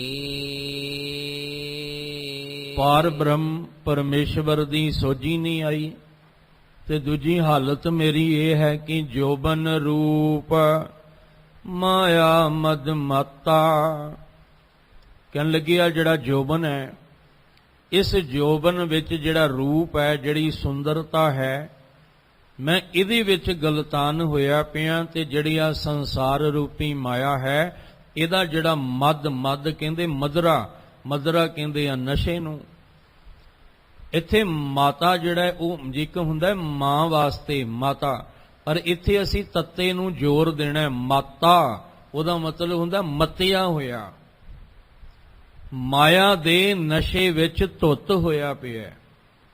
ਮਾਇਆ ਦੇ ਨਸ਼ੇ ਦੇ ਵਿੱਚ ਜਿਹੜਾ ਹੈ ਉਹ ਐਸਾ ਰਤਿਆਂ ਪਿਆ ਹੈ ਕਿ ਬਸ ਉਹਨੂੰ ਹੋਰ ਕੁਝ ਸੁਝਦਾ ਹੀ ਨਹੀਂ, ਕੁਝ ਸਮਝ ਹੀ ਨਹੀਂ ਆ ਰਹੀ, ਬਸ ਮਾਇਆ ਦੇ ਨਸ਼ੇ ਵਿੱਚ ਹੀ ਘੁੰਮੀ ਜਾ ਰਿਹਾ ਹੈ। ਇੱਥੇ ਅਸੀਂ ਤੱਤੇ ਨੂੰ ਜ਼ੋਰ ਦੇ ਕੇ ਕਵਾਂਗੇ, ਕਿਉਂਕਿ ਇਹਦਾ ਅਰਥ ਹੈ ਮਤਿਆ। ਜਿਵੇਂ ਬਚਨ ਪੜ੍ਹਦੇ ਹਾਂ, ਜਿਸ ਕੈ ਸਿਰ ਉਪਰ ਤੂੰ ਸੁਆਮੀ, ਸੋ ਦੁੱਖ ਕੈਸਾ ਪਾਵੈ, ਬੋਲ ਨਾ ਜਾਣੈ ਮਾਇਆ ਮਦ ਮਾਤਾ। ਮਰਨਾ ਚੀਤ ਨਾ ਆਵੇ, ਮਾਇਆ ਦੇ ਮਦਰਾ ਵਿੱਚ, ਮਾਇਆ ਦੇ ਨਸ਼ੇ ਵਿੱਚ ਧੁੱਤ ਹੋਇਆ ਪਿਆ, ਮਤਿਆ ਪਿਆ। ਮਤ ਇਹਦੀ ਮਲੀਨ ਹੋਈ ਪਈ ਹੈ ਮਾਇਆ ਦੇ ਨਸ਼ੇ ਵਿੱਚ। ਹੇ ਮਾਲਕ ਜੀ, ਮੈਂ ਤੇਰੀ ਅਵਸਥਾ ਨੂੰ ਨਹੀਂ ਜਾਣਿਆ, ਤੁਹਾਨੂੰ ਹਜੇ ਤੱਕ ਨਹੀਂ ਸਮਝਿਆ, ਕਿਉਂਕਿ ਹਜੇ ਤੇ ਮੈਂ ਜੋਬਨ ਦੇ ਰੂਪ ਵਿੱਚ ਗਲਤਾਨ ਹੋਇਆ ਪਿਆ। ਮੈਂ ਤੇ ਹਜੇ ਆਪਣੇ ਜੋਬਨ ਦੀ ਸੁੰਦਰਤਾ ਵਿੱਚ ਹੀ ਗਲਤਾਨ ਹੋਇਆ ਪਿਆ। ਜਿਹੜੀ ਸੁੰਦਰਤਾ ਮਾਲਕ ਨੇ ਸਾਨੂੰ ਦਿੱਤੀ ਹੈ ਨਾ ਕੁਦਰਤੀ ਤੌਰ ਤੇ, ਅਸੀਂ ਉਸ ਢੰਗ ਦੇ ਨਾਲ ਅਗਰ ਰਵਾਂਗੇ ਤਾਂ ਫਿਰ ਸੱਚ ਜਾਣਨਾ ਸੁੰਦਰਤਾ ਹੋਰ ਵੱਧ ਜਾਏਗੀ। ਪਰ ਸਾਨੂੰ ਉਸ ਮਾਲਕ ਦੀ ਦਿੱਤੀ ਹੋਈ ਸੁੰਦਰਤਾ ਚੰਗੀ ਨਹੀਂ ਲੱਗਦੀ। ਅਸੀਂ ਆਪਣੇ ਢੰਗ ਦੇ ਨਾਲ ਆਪਣੇ ਆਪ ਨੂੰ ਹੋਰ ਸ਼ਿੰਗਾਰਨਾ ਚਾਹੁੰਦੇ ਹਾਂ, ਆਪਣੇ ਤਰੀਕੇ ਦੇ ਨਾਲ ਅਸੀਂ ਹੋਰ ਸੁੰਦਰ ਆਪਣੇ ਆਪ ਨੂੰ ਬਣਾ ਕੇ ਦੁਨੀਆ ਨੂੰ ਦਿਖਾਣਾ ਚਾਹੁੰਦੇ ਹਾਂ। ਸਾਡਾ ਜੋਬਨ ਜਿਹੜਾ ਕਿਉਂ ਅੱਜ ਵਿਕਾਰੀ ਹੁੰਦਾ ਜਾ ਰਿਹਾ ਹੈ, ਜੋਬਨ ਜਿਹੜਾ ਇਹ ਕਿਉਂ ਭਟਕ ਰਿਹਾ ਹੈ, ਇਹ ਫੈਸ਼ਨ ਦਿਨ ਪ੍ਰਤੀ ਦਿਨ ਕਿਉਂ ਜਿਹੜੇ ਸੀ ਇਹ ਵੱਧਦੇ ਜਾ ਰਹੇ ਸਨ। ਨਵੇਂ ਤੋਂ ਨਵਾਂ ਫੈਸ਼ਨ, ਨਵੇਂ ਤੋਂ ਨਵਾਂ ਡਿਜ਼ਾਈਨ, ਨਵੇਂ ਤੋਂ ਨਵਾਂ ਰੂਪ ਰੰਗ ਦੇਖਣ ਨੂੰ ਮਿਲਦਾ, ਕਿਉਂਕਿ ਜਿਹੜਾ ਜੋਬਨ ਹੈ ਨਾ, ਇਹ ਜੋਬਨ ਦਾ ਨਸ਼ਾ, ਇਹ ਬੰਦਾ ਕਹਿੰਦਾ ਵੀ ਬਸ ਮੈਂ ਆਪਣੇ ਆਪ ਨੂੰ ਸੁੰਦਰ ਜਿਹੜਾ ਹੈ ਉਹ ਦਿਸਾਂ ਤੇ ਦੁਨੀਆ ਨੂੰ ਦਿਖਾਵਾਂ ਵੀ ਮੇਰੇ ਤੋਂ ਵੱਧ ਕੇ ਸੁੰਦਰ ਕੋਈ ਨਹੀਂ। ਅਸੀਂ ਬਾਹਰ ਦੀ ਸੁੰਦਰਤਾ ਦਿਖਾਉਣ ਤੇ ਲੱਗੇ ਹੋਏ ਹਾਂ, ਪਰ ਅੰਦਰ ਕਿੰਨਾ ਕਰੂਪ ਹੋਈ ਜਾਂਦੇ ਆ ਉਹਦਾ ਪਤਾ ਹੀ ਨਹੀਂ। ਬਾਹਰੋਂ ਸਰੂਪ ਸੋਹਣਾ ਬਣਾ ਲਿਆ ਤੇ ਅੰਦਰ ਕਰੂਪਤਾ ਭਰੀ ਪਈ ਹੈ। ਅੰਦਰ ਸਾਡੇ ਸੁੰਦਰਤਾ ਵਾਲਾ ਗੁਣ ਲੱਛਣ ਹੈ ਹੀ ਕੋਈ ਨਹੀਂ। ਅਸੀਂ ਬਾਹਰੋਂ ਤਾਂ ਸੁਹਾਗਣ ਵਾਲੇ ਚਿੰਨ੍ਹ ਪਾ ਲਏ, ਪਰ ਅੰਦਰ ਤਾਂ ਦੁਹਾਗਣ ਹੈ। ਅੰਦਰ ਤਾਂ ਜਿਹੜੇ ਗੁਣ ਸੀ ਉਹ ਦੁਹਾਗਣਾ ਵਾਲੇ ਸੀ। ਬਾਹਰੋਂ ਤਾਂ ਅਸੀਂ ਸੁਚੱਜੇ ਹੋ ਗਏ, ਪਰ ਅੰਦਰੋਂ ਅਸੀਂ ਕੁਚੱਜੇ ਹਾਂ।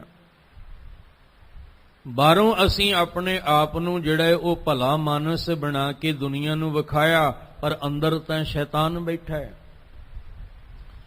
ਬਸ ਸਾਰੀ ਉਮਰ ਇਸੇ ਵਿੱਚ ਹੀ ਲੰਘ ਗਈ ਕਿ ਬਸਤਰ ਕਿੱਦਾਂ ਆਪਣੇ ਤਨ ਤੇ ਸਜਾਉਣੇ ਆ, ਆਪਣੇ ਮੁਖੜੇ ਨੂੰ ਕਿਵੇਂ ਸਵਾਰਨਾ ਹੈ, ਆਪਣੇ ਤਨ ਨੂੰ ਕਿਵੇਂ ਸਵਾਰਨਾ ਹੈ, ਇਹਨੂੰ ਕਿਸ ਤਰ੍ਹਾਂ ਸੁੰਦਰ ਰੱਖਣਾ ਹੈ। ਬਸ ਸਾਰੀ ਉਮਰ ਇਸੇ ਵਿੱਚ ਹੀ ਗੁਜ਼ਰ ਗਈ।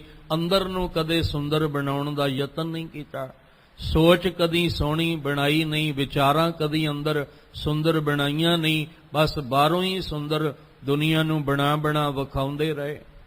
ਪਰ ਸਾਹਿਬ ਕਹਿੰਦੇ ਧਿਆਨ ਰੱਖੀ, ਧਨ ਜੋਬਨ ਅਰ ਫੁੱਲੜਾ ਨਾਠੀੜੇ ਦਿਨ 4। ਇਹ ਤਾਂ 4 ਦਿਨ ਦੀ ਸੁੰਦਰਤਾ ਸੀ, ਤੂੰ 4 ਦੇ 4 ਦਿਨ ਇਹਦੇ ਤੇ ਹੀ ਗਵਾ ਦਿੱਤੇ। 4 ਦੇ 4 ਦਿਨ ਤੂੰ ਇਸੇ ਚੱਕਰ ਵਿੱਚ ਹੀ ਗਵਾ ਦਿੱਤੇ ਕਿ ਮੈਂ ਕਿਵੇਂ ਸੁੰਦਰ ਬਣਨਾ, ਕਿਵੇਂ ਸੁੰਦਰ ਬਣ ਕੇ ਦੁਨੀਆ ਨੂੰ ਦਿਖਾਉਣਾ। ਚਾਰ ਗਵਾਇਆ ਹੰਡ ਕੇ ਚਾਰ ਗਵਾਇਆ ਸਮ, ਲੇਖਾ ਰੱਬ ਮੰਗੇਸੀਆਂ ਤੂੰ ਆਹੋ ਕਿਹੜੇ ਕੰਮ। ਬਾਹਰ ਨੂੰ ਸਵਾਰਿਆ, ਬਾਹਰ ਤਾਂ ਪਰਮਾਤਮਾ ਨੇ ਸਵਾਰ ਕੇ ਹੀ ਭੇਜਿਆ। ਅੱਖਾਂ ਦੀ ਜਗ੍ਹਾ ਅੱਖਾਂ ਲਾਤੀਆਂ, ਕੰਨ ਦੀ ਜਗ੍ਹਾ ਕੰਨ, ਨੱਕ ਦੀ ਜਗ੍ਹਾ ਨੱਕ ਲਾ ਦਿੱਤਾ। ਆ ਦੋ ਜਿਹੜੇ ਸਾਡੇ ਬੁੱਲ, ਇਹਦੇ ਵਿੱਚ 32 ਦੰਦ ਲਾ ਕੇ ਇੱਕ ਜੀਭ ਅੰਦਰ ਬਣਾ ਦਿੱਤੀ। ਹੁਣ ਇੰਨਾ ਤੇ ਉਹਨੇ ਸਾਜ ਦਿੱਤਾ, ਹੋਰ ਕੀ ਸਾਨੂੰ ਲੋੜ ਸੀ। ਪਰ ਸਾਨੂੰ ਉਹਦਾ ਸਾਜਿਆ ਪਸੰਦ ਨਹੀਂ ਆਇਆ। ਜਿਨ ਤੂੰ ਸਾਜ ਸਵਾਰ ਸ਼ਿੰਗਾਰਿਆ, ਅਸੀਂ ਕਿਹਾ ਨਹੀਂ,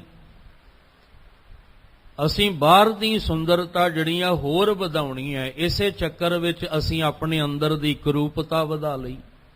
ਤਾਂ ਹੀ ਤੇ ਮਹਾਰਾਜ ਨੇ ਕਿਹਾ ਬਾਣੀ ਵਿੱਚ, ਭਗਤਾਂ ਦੇ ਰੂਪ ਵਿੱਚ, ਤਿੰਨਾ ਮੁਖ ਡਰਾਵਣੇ ਜਿਨ੍ਹਾਂ ਵਿਸਾਰਿਓ ਨਾਉ, ਇੱਥੇ ਦੁੱਖ ਕਨੇਰਿਆਂ ਅੱਗੇ ਠੌਰ ਨਾ ਠਾਓ। ਮਹਾਰਾਜ ਕਹਿੰਦੇ ਉਹਨਾਂ ਦਾ ਰੂਪ ਅੰਦਰੋਂ ਡਰਾਵਣਾ ਹੈ। ਜਿਹੜੇ ਬਾਹਰੋਂ ਬਹੁਤ ਸੁੰਦਰ ਦਿਸਦੇ ਨੇ, ਉਹ ਅਕਸਰ ਅੰਦਰੋਂ ਬੜੇ ਡਰਾਵਣੇ ਹੁੰਦੇ ਨੇ।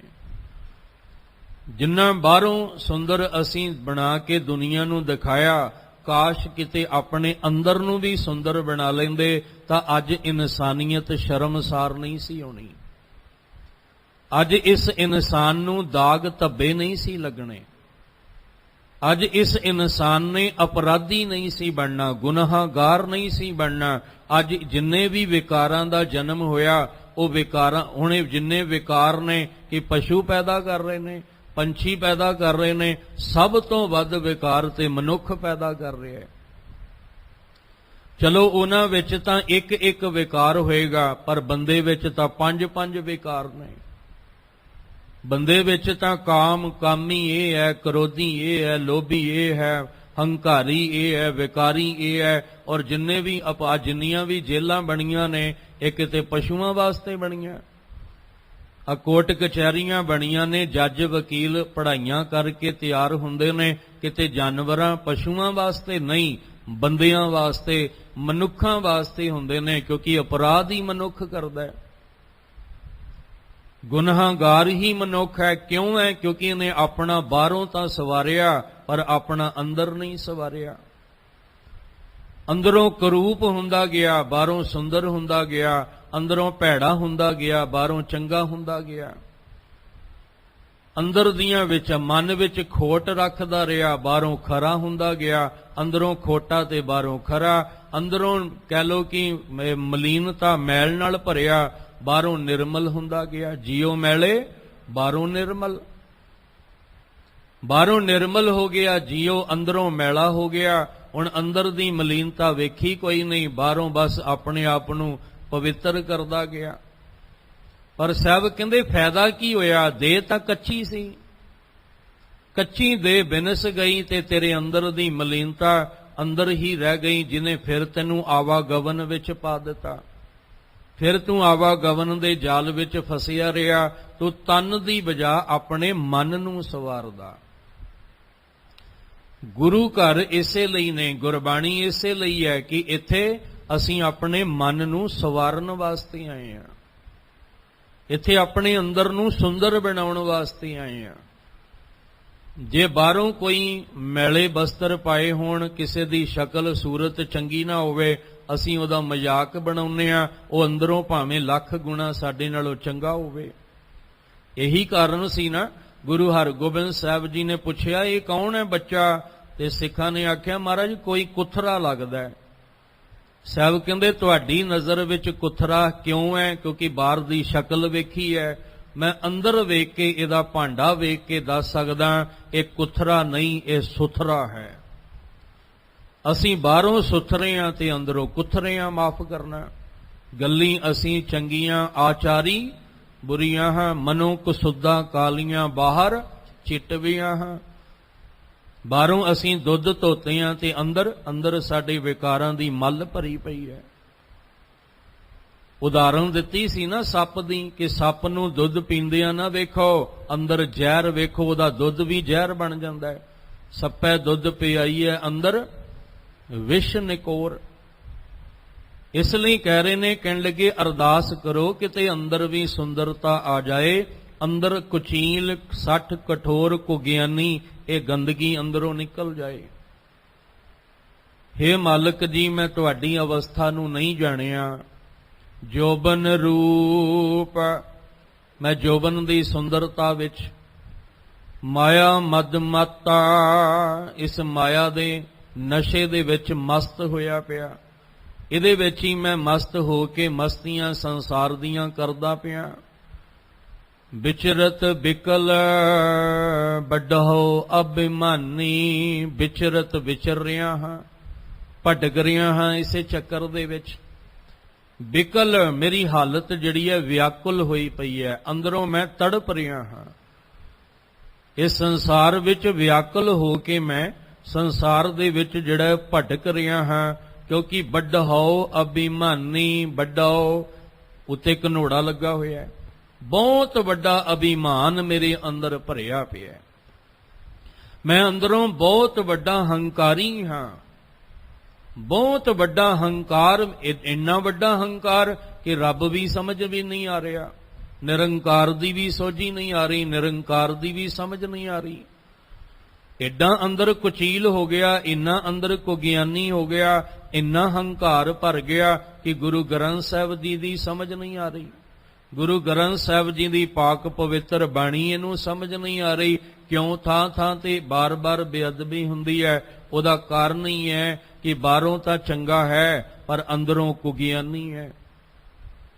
ਬਾਹਰੋਂ ਤਾਂ ਚੰਗਾ ਹੈ ਪਰ ਅੰਦਰ ਬੜਾ ਹੰਕਾਰੀ ਹੈ। ਇਸ ਹੰਕਾਰ ਨੇ ਇਹ ਵੀ ਭੁਲਾ ਦਿੱਤਾ ਕਿ ਇਹ ਬਾਣੀ ਖਸਮ ਦੀ ਹੈ, ਇਹ ਨਿਰੰਕਾਰ ਦੀ ਬਾਣੀ ਹੈ। ਵਾਹ ਵਾਹ ਬਾਣੀ ਨਿਰੰਕਾਰ ਹੈ, ਤਿਸ ਜੇਵੜ ਅਵਰ ਨਾ ਕੋਏ। ਅਸੀਂ ਗੁਰਬਾਣੀ ਦਾ ਅਦਬ, ਗੁਰਬਾਣੀ ਦਾ ਸਤਿਕਾਰ ਸਭ ਤੋਂ ਉੱਚਾ ਰੱਖਣਾ ਸੀ। ਇਹ ਜਿਹੜੀਆਂ ਦੁਨਿਆਵੀ ਸਾਡੇ ਘਰਾਂ ਵਿੱਚ ਕਿਤਾਬਾਂ ਹੁੰਦੀਆਂ ਨੇ ਨਾ, ਆਮ ਕਿਤਾਬਾਂ ਜਿਹੜੀਆਂ ਹੁੰਦੀਆਂ, ਇਹ ਗੁਰਬਾਣੀ ਦੀ ਉਹਦੇ ਨਾਲ ਅਸੀਂ ਬਰਾਬਰੀ ਨਾ ਕਰੀਏ। ਆਮ ਦੁਨਿਆਵੀ ਕਿਤਾਬਾਂ ਤੇ ਜਿੱਥੋਂ ਮਰਜ਼ੀ ਚੁੱਕ ਲਓ, ਜਿੱਥੇ ਮਰਜ਼ੀ ਰੱਖ ਲਓ, ਪਰ ਗੁਰਬਾਣੀ ਦਾ ਸਤਿਕਾਰ ਸਾਡੇ ਦਿਲ ਵਿੱਚ ਇੰਨਾ ਕੁ ਹੋਵੇ ਕਿ ਗੁਰਬਾਣੀ ਦੀ ਬਰਾਬਰੀ ਕੋਈ ਨਹੀਂ ਕਰ ਸਕਦਾ। ਵਾਹ ਵਾਹ ਬਾਣੀ ਨਿਰੰਕਾਰ ਹੈ, ਤਿਸ ਜੇਵੜ ਅਵਰ ਨ ਕੋਈ, ਕੋਈ ਵੀ ਇਹਦੇ ਵਰਗਾ ਨਹੀਂ ਹੈ। ਇਸ ਲਈ ਅਸੀਂ ਹਰ ਥਾਂ, ਭਾਵੇਂ ਘਰ ਹੋਵੇ ਕੋਈ ਵੀ ਥਾਂ, ਸਾਡਾ ਫਰਜ਼ ਹੈ ਕਿ ਗੁਰਬਾਣੀ ਨੂੰ ਉੱਚਾ ਤੇ ਇਹਨੂੰ ਸਤਿਕਾਰ ਪੂਰਾ ਦਈਏ। ਭਾਵੇਂ ਸਾਡੇ ਘਰਾਂ ਵਿੱਚ ਗੁਰਬਾਣੀ ਦੇ ਗੁਟਕਾ ਸਾਹਿਬ ਨਿਤਨੇਮ ਦੇ ਹੋਣ, ਭਾਵੇਂ ਸੁਖਮਨੀ ਸਾਹਿਬ ਦਾ ਹੋਵੇ, ਭਾਵੇਂ ਗੁਰਬਾਣੀ ਦੀਆਂ ਪੋਥੀਆਂ ਹੋਣ, ਸਾਡਾ ਫਰਜ਼ ਬਣਦਾ ਹੈ ਕਿ ਅਸੀਂ ਪੂਰਾ ਮਾਣ ਸਨਮਾਨ ਸਤਿਕਾਰ ਰੱਖੀਏ ਹਰ ਥਾਂ ਦੇ ਉੱਤੇ। ਪਰ ਜੇ ਅੰਦਰ ਕੁਗਿਆਨੀ ਹੋਵਾਂਗੇ ਫਿਰ ਨਹੀਂ ਜੇ ਹੋਣਾ, ਫਿਰ ਨਹੀਂ ਹੋਏਗਾ। ਫਿਰ ਸਾਨੂੰ ਸਮਝ ਹੀ ਨਹੀਂ ਕਿ ਇਹ ਨਿਤਨੇਮ ਦੇ ਗੁਟਕਿਆ ਸਾਹਿਬ ਵਿੱਚ ਗੁਰਬਾਣੀ, ਇਹ ਖਜ਼ਾਨਾ ਕਿੰਨਾ ਕੀਮਤੀ ਹੈ। ਇਸ ਲਈ ਸਾਹਿਬ ਜੀ ਕਹਿ ਰਹੇ ਨੇ, ਕਹਿਣ ਲੱਗੇ ਜੋਬਨ ਰੂਪ ਮਾਇਆ ਮਦ ਮਾਤਾ। ਹੇ ਮਾਲਕ ਜੀ, ਮੈਂ ਅੰਦਰੋਂ ਜੋਬਨ ਦੇ ਨਸ਼ੇ ਵਿੱਚ ਧੁੱਤ ਹੋਇਆ, ਪਤਾ ਹੀ ਨਹੀਂ ਲੱਗਦਾ। ਔਰ ਐਸਾ ਮੈਂ ਅੰਦਰੋਂ ਕਹਿ ਲਓ ਕਿ ਵਿਆਕੁਲ ਹੋਇਆ ਪਿਆ। ਬੜਾ ਹੰਕਾਰੀ ਮੇਰੇ ਅੰਦਰ, ਬਹੁਤ ਵੱਡਾ ਅਭਿਮਾਨ, ਬਹੁਤ ਵੱਡਾ ਹੰਕਾਰ ਮੇਰੇ ਅੰਦਰ ਭਰਿਆ ਪਿਆ ਹੈ। ਪਰ ਧਨ ਪਰ ਅਪਵਾਦ ਨਾਰ ਨਿੰਦਾ,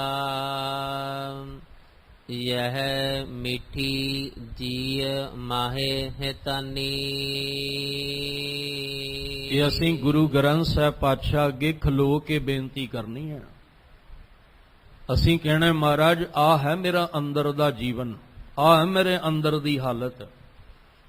ਬਾਹਰੋਂ ਤੇ ਮੈਂ ਸਵਾਰ ਕੇ ਤੁਹਾਡੇ ਕੋਲ ਆ ਗਿਆ, ਤੇ ਮੈਨੂੰ ਜਿਹੜਾ ਵੀ ਕਹਿੰਦਾ ਵੀ ਅੱਜ ਤੂੰ ਸੋਹਣਾ ਬੜਾ ਲੱਗਦਾ ਹੈ, ਅੱਜ ਤੇਰੇ ਕੱਪੜੇ ਬੜੇ ਸੋਹਣੇ ਨੇ, ਤੇਰੀ ਦਸਤਾਰ ਬੜੀ ਸੋਹਣੀ ਹੈ, ਤੇਰਾ ਦਾੜਾ ਬੜਾ ਸੋਹਣਾ ਹੈ, ਪਰ ਮੈਂ ਅੰਦਰ ਕੀ ਆ ਮੇਰੇ ਮਾਲਕਾ, ਤੂੰ ਜਾਣਦਾ ਜਾਂ ਮੈਂ ਜਾਣਦਾ। ਮਾਧੋ ਹਮ ਐਸੇ ਤੂੰ ਐਸਾ, ਹਮ ਪਾਪੀ ਤੁਮ ਪਾਪ ਖੰਡਨ ਨੀਕੋ ਠਾਕੁਰ ਦੇਸਾ। ਬਾਹਰੋਂ ਲੋਕੀ ਕਹਿੰਦੇ ਆ ਪੁੰਨੀ ਹੈ, ਪਰ ਕਿਸੇ ਨੂੰ ਕੀ ਪਤਾ ਮੇਰੇ ਤੋਂ ਵੱਡਾ ਪਾਪੀ ਕੋਈ ਨਹੀਂ ਹੈ। ਕਿੱਡਾ ਕੁ ਪਾਪ ਅੰਦਰ ਲੈ ਕੇ ਮੈਂ ਬੈਠਾ ਹੋਇਆ। ਸਤਿਗੁਰੂ ਪਾਤਸ਼ਾਹ ਕਹਿੰਦੇ ਆ, ਕੀ ਹੈ ਤੇਰੀ ਹਾਲਤ?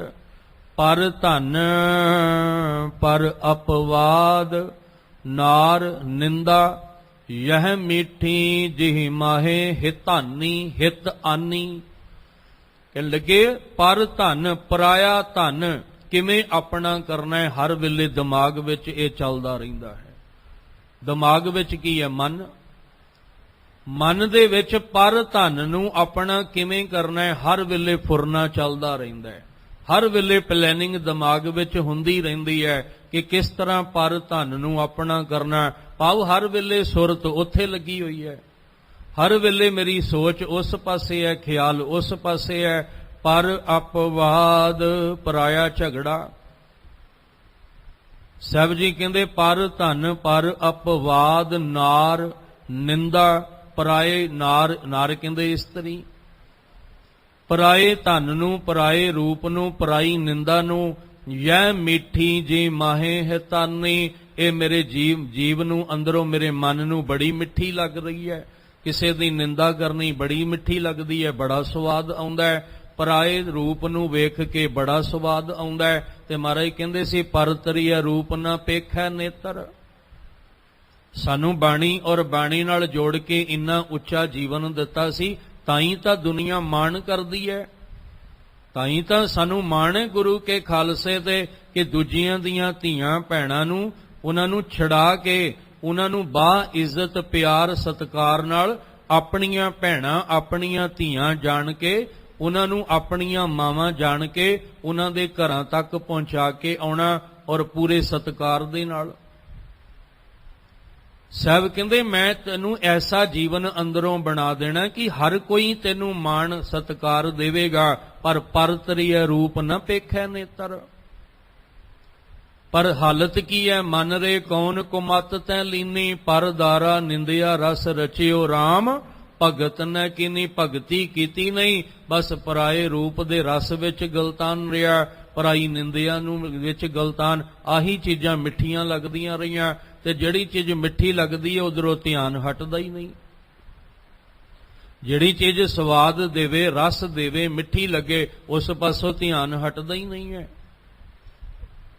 आ हालत है। साहब कहंदे पराया धन किवें अपना करना है, पराया झगड़ा किवें उहदे विच पैना है, पराई इस्त्री पराई निंदा। बस आई चीज़ां अंदरों मिठियां लग रहीआं क्योंकि हित इहदे नाल है, प्यार इन्हां नाल पा के बैठे हैं।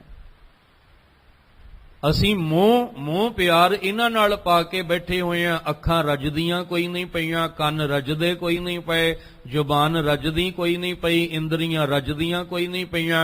शरीर भावें लड़ खड़ाउंदा पिया है, हड्ड पैर दुखदे पए ने, पर फिर भी आ कंन रस अख रस जुबान रस साडा जांदा ही नहीं पिया। आ हालत है मेरे मालिक जीओ। मैं बस हर वेले मेरे मन दे विच पर धन पर अपवाद और नार निंदा, यह मीठी जी माहे हितानी वाली अवस्था मेरे अंदर हर वेले बनी रहिंदी है। बल बंच छप करत उपावा, पेखत सुनत प्रभ अंतर जामी। हे मालिक जी, ठगियां करन वास्ते, हेरा फेरियां करन वास्ते मैं तरह तरह दे वल छल कर रहा हाँ। तरह तरह दे वल छल वो भी छुप के, क्योंकि बंदा सामने जिहड़ा किसी नाल हेरा फेरी ठगी करनी होवे ते लुक छुप के ही करेगा ना, किसी नूं दस के थोड़ी करेगा भी मैं तेरे नाल अज ठगी मारनी है, तेनू अज मैं लुटना है, अज तेरे नाल हेरा फेरी करनी है, दस के थोड़ी हुंदी है किसी दे नाल। इसलिए कहंदे ने मैं छप दा जिहड़ा पप्पा अखर है उहनूं सिहारी लगी है, छुप के मैं जिन्ने भी वल छल करदा पिया ना अंदरों कामी क्रोधी लोभी हंकारी बन के, अंदरों कुचील कुगियानी हो के मैं जिन्ने भी वल छल कर रहा सारे दे सारे छुप के कर रहा हाँ। पर मालिक जीओ मैनू ये भी पता है कि पेखत सुनत प्रभ अंतर जामी, तुसी सब कुछ वेख भी रहे हो, तुसी मेरे मन की हालत जिहड़ी है वेख के मेरे मन के अंदर जो चलदा है तुसी सुन भी रहे हो, क्योंकि हे प्रभ जी तुसी अंतरजामी हो। मैं दुनिया तो छुपा सकदा पर तुहाडे तो नहीं छुपा सकदा। ਮੈਂ ਦੁਨੀਆ ਤੋਂ ਬਹੁਤ ਕੁਝ ਲੁਕਾਇਆ ਤੇ ਲੁਕਾ ਸਕਦਾ, ਪਰ ਤੁਹਾਡੇ ਤੋਂ ਨਾ ਛੁਪਾ ਸਕਦਾ ਤੇ ਨਾ ਮੈਂ ਕੁਝ ਲੁਕਾ ਸਕਦਾ। ਇਤਿਹਾਸ ਤੁਸੀਂ ਸੁਣਦੇ ਹੋ, ਰਾਤ ਰਾਤਰੀ ਦੇ ਦੀਵਾਨਾਂ 'ਚ ਇਸ ਅਸਥਾਨ ਤੇ ਚੱਲਦਾ ਹੈ ਗੁਰੂ ਗੋਬਿੰਦ ਸਿੰਘ ਪਾਤਸ਼ਾਹ ਦਾ, ਤੇ ਜਿਹੜਾ ਜੈਤੋ ਮਸੰਦ ਸੀ, ਸਭ ਤੋਂ ਪੁਰਾਤਨ ਵੀ ਹੈ ਤੇ ਸਭ ਤੋਂ ਵੱਡਾ ਮਸੰਦ ਹੈ। ਜਦੋਂ ਆਨੰਦਪੁਰ ਸਾਹਿਬ ਪਵਿੱਤਰ ਅਸਥਾਨ ਤੇ ਆਇਆ ਤੇ ਸਤਿਗੁਰੂ ਮਹਾਰਾਜ ਕਹਿੰਦੇ, ਲੋਕ ਤੈਨੂੰ ਬੜਾ ਮਾਣ ਇੱਜ਼ਤ ਪਿਆਰ ਦਿੰਦੇ ਨੇ, ਪਰ ਤੂੰ ਕੀ ਕਰਦਾ ਹੈ? ਤੂੰ ਜੋ ਸਿੱਖ ਸੰਗਤਾਂ ਦਾ ਦਸਵੰਧ ਹੁੰਦਾ ਹੈ, ਤੂੰ ਗੁਰੂ ਘਰ ਪਹੁੰਚਾਉਣ ਦੀ ਬਜਾਏ ਆਪਣੇ ਘਰ ਪਹੁੰਚਾ ਦਿੰਦਾ ਹੈ।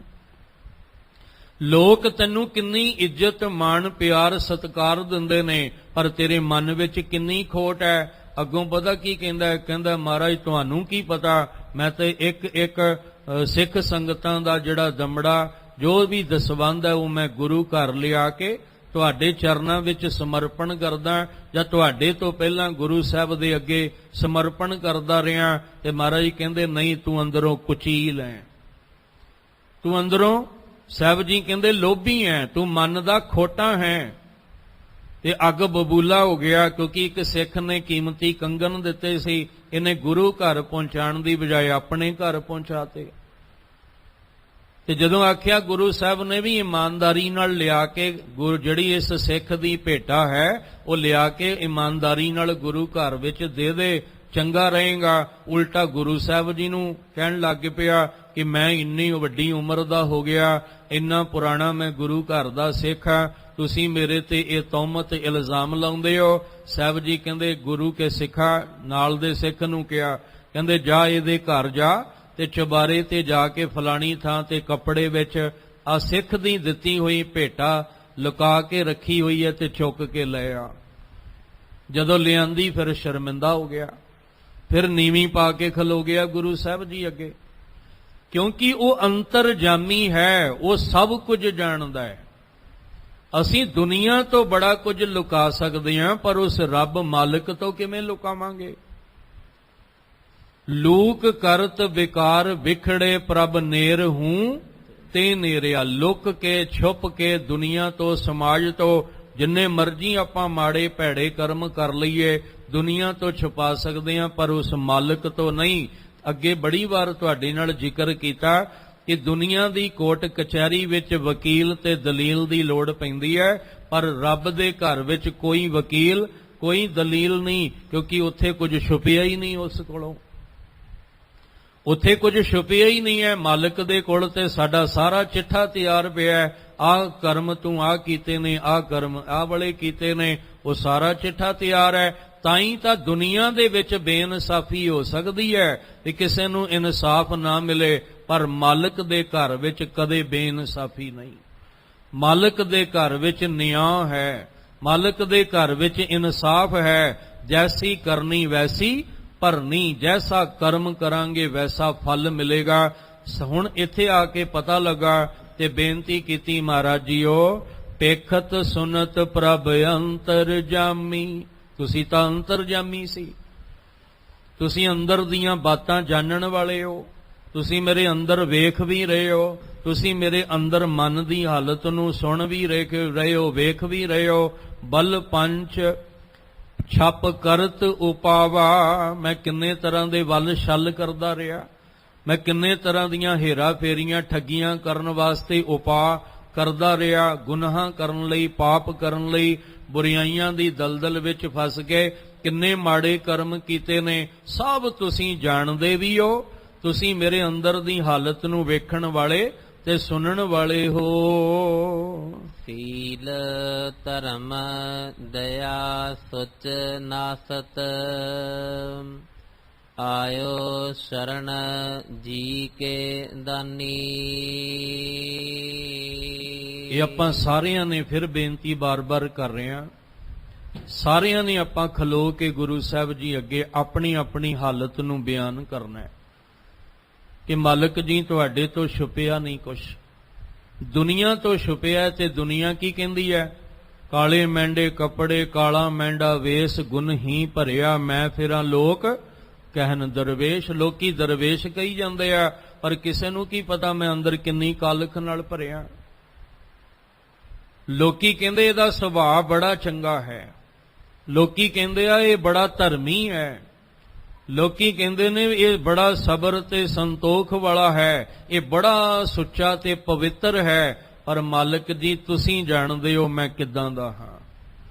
ਲੋਕ ਬਾਹਰੋਂ ਵੇਖ ਕੇ ਇਹ ਭੁਲੇਖਾ ਪਾ ਕੇ ਮੈਨੂੰ ਮਾਣ ਵਡਿਆਈ ਦੇਈ ਜਾਂਦੇ ਆ, ਪਰ ਮੈਨੂੰ ਪਤਾ ਜਦੋਂ ਅੰਦਰ ਦੀ ਖਬਰ ਹੋਈ ਤਾਂ ਮੈਨੂੰ ਇਦਾਂ ਲੱਗ ਰਿਹਾ ਕਿ ਲੋਕ ਜਿਹੜਾ ਮਾਣ ਵਡਿਆਈ ਦੇ ਰਹੇ ਨੇ, ਅਸਲ ਵਿੱਚ ਮਨ ਕਹਿੰਦਾ ਪਿਆ ਮਨਾ ਇਹ ਝੂਠੀਆਂ ਵਡਿਆਈਆਂ ਲੈਣੀਆਂ ਬੰਦ ਕਰ, ਇਹ ਝੂਠਾ ਜਿਹੜਾ ਮਾਨ ਸਨਮਾਨ ਹੈ ਇਹਨੂੰ ਲੈਣਾ ਬੰਦ ਕਰ, ਕਿਉਂਕਿ ਅੰਦਰ ਤਾਂ ਸਭ ਕੁਝ ਨਾਸ਼ ਹੋਇਆ ਪਿਆ। ਨਾ ਅੰਦਰ ਧਰਮ ਹੈ, ਨਾ ਅੰਦਰ ਸੁਚਮਤਾ ਹੈ, ਨਾ ਅੰਦਰ ਪਵਿੱਤਰਤਾ ਹੈ, ਨਾ ਹੀ ਅੰਦਰ ਚੰਗੇ ਸੁਭਾਅ ਵਾਲੇ ਲੱਛਣ ਨੇ। ਬਸ ਬਾਹਰੋਂ ਰੂਪ ਰੇਖਾ ਇਦਾਂ ਦੀ ਬਣਾ ਲਈ, ਲੋਕੀ ਕਹਿ ਰਹੇ ਨੇ ਬਹੁਤ ਚੰਗਾ ਹੈ। ਹੁਣ ਜਦੋਂ ਸਮਝ ਆਈ ਤਾਂ ਮਾਲਕ ਜੀ ਅੱਗੇ ਅਰਦਾਸ ਕੀਤੀ, ਸੀਲ, ਸੀਲ ਕਹਿੰਦੇ ਸੁਸ਼ੀਲ ਸੁਭਾਅ, ਚੰਗਾ ਸੁਭਾਅ, ਨੇਕ ਸੁਭਾਅ, ਸੀਲ ਧਰਮ, ਅੰਦਰ ਧਰਮੀ ਗੁਣ ਜਿਹੜੇ ਨੇ ਉਹ ਮੇਰੇ ਸਤਿਗੁਰੂ ਜੀ ਹੈ ਹੀ ਨਹੀਂ। ਲੋਕੀ ਬਾਹਰੋਂ ਧਰਮੀ ਕਹਿ ਰਹੇ ਨੇ, ਜਿਵੇਂ ਬਾਬਾ ਫਰੀਦ ਸਾਹਿਬ ਦਾ ਵਚਨ ਸਾਂਝਾ ਕੀਤਾ ਨਾ, ਕਾਲੇ ਮਹਿੰਡੇ ਕੱਪੜੇ ਕਾਲਾ ਮਹਿੰਡਾ ਵੇਸ਼, ਮੇਰਾ ਅੰਦਰ ਦਾ ਵੇਸ ਕਾਲਾ ਹੈ ਪਰ ਲੋਕੀ ਦਰਵੇਸ਼ ਕਹੀ ਜਾਂਦੇ ਆ। ਧਰਮ ਵਾਲਾ ਗੁਣ ਜਿਹੜਾ ਹੈ ਮਾਲਕ ਜੀ, ਦਇਆ, ਔਰ ਅੰਦਰ ਜਿਹੜੀ ਦਇਆ ਮੇਰੇ ਅੰਦਰ ਹੋਣੀ ਚਾਹੀਦੀ ਹੈ, ਸੁਚਮਤਾ ਜਿਹੜੀ ਹੋਣੀ ਚਾਹੀਦੀ ਹੈ, ਨਾਸਿਤ ਮਾਲਕ ਜੀ ਸਭ ਕੁਝ ਨਾਸ਼ ਹੋਇਆ ਪਿਆ। ਨਾ ਮੇਰੇ ਅੰਦਰ ਨੇਕ ਸੁਭਾਅ ਹੈ, ਨਾ ਮੇਰੇ ਅੰਦਰ ਚੰਗਾ ਸੁਭਾਅ ਹੈ, ਸੁਸ਼ੀਲ ਸੁਭਾਅ ਹੈ, ਤੇ ਨਾ ਹੀ ਮੇਰੇ ਅੰਦਰ ਧਰਮ ਦੇ ਗੁਣ ਨੇ, ਨਾ ਹੀ ਮੇਰੇ ਅੰਦਰ ਦਇਆ ਹੈ, ਤੇ ਨਾ ਹੀ ਮੇਰੇ ਅੰਦਰ ਸੁਚਮਤਾ ਪਵਿੱਤਰਤਾ। ਮਨ ਤੇ ਕਾਲਾ ਹੋਇਆ ਪਿਆ। ਲੋਕੀ ਬਾਹਰ ਦਾ ਪਹਿਰਾਵਾ ਵੇਖ ਕੇ ਕਹਿੰਦੇ ਇਹ ਤਾਂ ਪਵਿੱਤਰ ਹੀ ਬੜਾ ਹੈ। ਅੰਦਰ ਦੀ ਹਾਲਤ ਕੀ ਹੈ? ਜਨਮ ਜਨਮ ਕੀ ਇਸ ਮਨ ਕੋ ਮਲ ਲਾਗੀ ਕਾਲਾ ਹੋਵਾ, ਕਾਲਾ ਹੋਇਆ ਪਿਆ। ਮਾਲਕ ਜੀ ਸਭ ਕੁਝ ਨਾਸ਼ ਹੋਇਆ ਪਿਆ। ਲੋਕੀ ਇਨਸਾਨ ਤਾਂ ਕਹਿ ਰਹੇ ਨੇ ਪਰ ਇਨਸਾਨੀਅਤ ਤਾਂ ਖਤਮ ਹੋ ਗਈ। ਲੋਕੀ ਕਹਿ ਰਹੇ ਨੇ ਇਹ ਇਨਸਾਨ ਹੈ ਪਰ ਇਨਸਾਨੀਅਤ ਤਾਂ ਅੰਦਰ ਹੈ ਹੀ ਨਹੀਂ। ਆਪਾਂ ਤੇ ਸਰੀਰ ਨੂੰ ਵੇਖ ਕੇ ਹੀ ਇਨਸਾਨ ਕਹੀ ਜਾਂਦੇ ਆ, ਅੰਦਰ ਇਨਸਾਨੀਅਤ ਨਾਮ ਦੀ ਚੀਜ਼ ਤਾਂ ਖਤਮ ਹੋ ਰਹੀ ਹੈ। ਹੇ ਮਾਲਕ ਜੀ, ਸਾਡੀ ਹਾਲਤ ਜਿਹੜੀ ਹੈ ਉਹ ਇਸ ਤਰ੍ਹਾਂ ਦੀ ਹੈ ਕਿ ਕੱਲ ਕਾਤੀ ਰਾਜੇ ਕਾ ਸਾਈ, ਧਰਮ ਪੰਖ ਕਰ ਉੱਡ ਰਿਆ, ਕੂੜ ਅਮਾਵਸ ਸੱਚ ਚੰਦਰਮਾ ਦਿਸੈ ਨਹੀਂ ਕਹਿ ਚੜਿਆ। ਆ ਹੈ ਸਾਡੀ ਅੰਦਰ ਦੀ ਹਾਲਤ। ਧਰਮ ਪੰਖ ਲਾ ਕੇ ਉੱਡ ਚੁੱਕਾ ਹੈ। ਅਸੀਂ ਪਹਿਰਾਵੇ ਦੇ ਧਰਮੀ ਬਣ ਕੇ ਰਹਿ ਗਏ ਹਾਂ। ਅੰਦਰ ਦੀ ਸੁਚਮਤਾ, ਅੰਦਰ ਦੀ ਪਵਿੱਤਰਤਾ ਖਤਮ ਹੋ ਗਈ ਹੈ। ਸਿਰਫ ਬਾਹਰ ਦੀ ਸੁਚਮਤਾ ਤੱਕ ਹੀ ਰਹਿ ਗਏ ਹਾਂ। ਅੰਦਰ ਦਇਆ ਨਾਮ ਦੀ ਕੋਈ ਚੀਜ਼ ਹੀ ਨਹੀਂ। ਮਨ ਇੰਨਾ ਕਠੋਰ ਹੋਇਆ ਪਿਆ, ਕਿਸੇ ਤੇ ਤਰਸ ਰਹਿਮ ਆਉਂਦਾ ਹੀ ਨਹੀਂ ਹੈ। ਬਸ ਇਹ ਦਇਆ, ਇਹ ਨਿਮਰਤਾ ਬਾਹਰ ਦੀ ਬਣਾ ਕੇ ਹੀ ਅਸੀਂ ਰੱਖ ਲਈ ਹੈ। ਇਸ ਲਈ ਸਤਿਗੁਰੂ ਪਾਤਸ਼ਾਹ, ਹੇ ਮੇਰੇ ਮਾਲਕ ਜੀਓ, ਮੇਰੇ ਅੰਦਰ ਨਾ ਸ਼ੀਲ ਸੁਭਾਅ ਹੈ, ਨਾ ਧਰਮੀ ਗੁਣ ਨੇ, ਨਾ ਮੇਰੇ ਅੰਦਰ ਦਇਆ ਵਾਲਾ ਗੁਣ ਹੈ, ਤੇ ਨਾ ਹੀ ਮੇਰੇ ਅੰਦਰ ਸੁਚਮਤਾ ਹੈ। ਇਹ ਨਸਤ ਸਭ ਕੁਝ ਨਾਸ਼ ਹੋ ਗਿਆ। ਸੱਸੇ ਨੂੰ ਸਿਹਾਰੀ ਤੇ ਸੱਸੇ ਦੇ ਪੈਰ ਥੱਲੇ ਤੱਤਾ, ਕਹਿਣ ਲੱਗੇ ਨਾਸ਼ ਹੋ ਜਾਣਾ। ਸਭ ਕੁਝ ਖਤਮ ਹੋ ਗਿਆ। ਆਇਓ ਸ਼ਰਨ ਜੀ ਕੇ ਦਾਨੀ, ਹੇ ਮੇਰੇ ਜੀ ਦੇ ਦਾਨੀ, ਮੈਨੂੰ ਜਿੰਦ ਦੇਣ ਵਾਲੇ ਮੇਰੇ ਮਾਲਕ ਜੀਓ, ਆ ਜਿੰਦ ਤਾਂ ਤੇਰੀ ਦਿੱਤੀ ਹੋਈ ਹੈ। ਹੇ ਮੇਰੇ ਮਾਲਕ ਜੀ, ਮੇਰੀ ਜਿੰਦ ਦੀ ਦਾਤ ਦੇਣ ਵਾਲੇ, ਮੇਰੇ ਜੀਵਨ ਦੇ ਦਾਤਾ, ਮੇਰੇ ਜੀਵਨ ਦੇ ਮਾਲਕ ਜੀਓ, ਆਇਓ ਸ਼ਰਨ।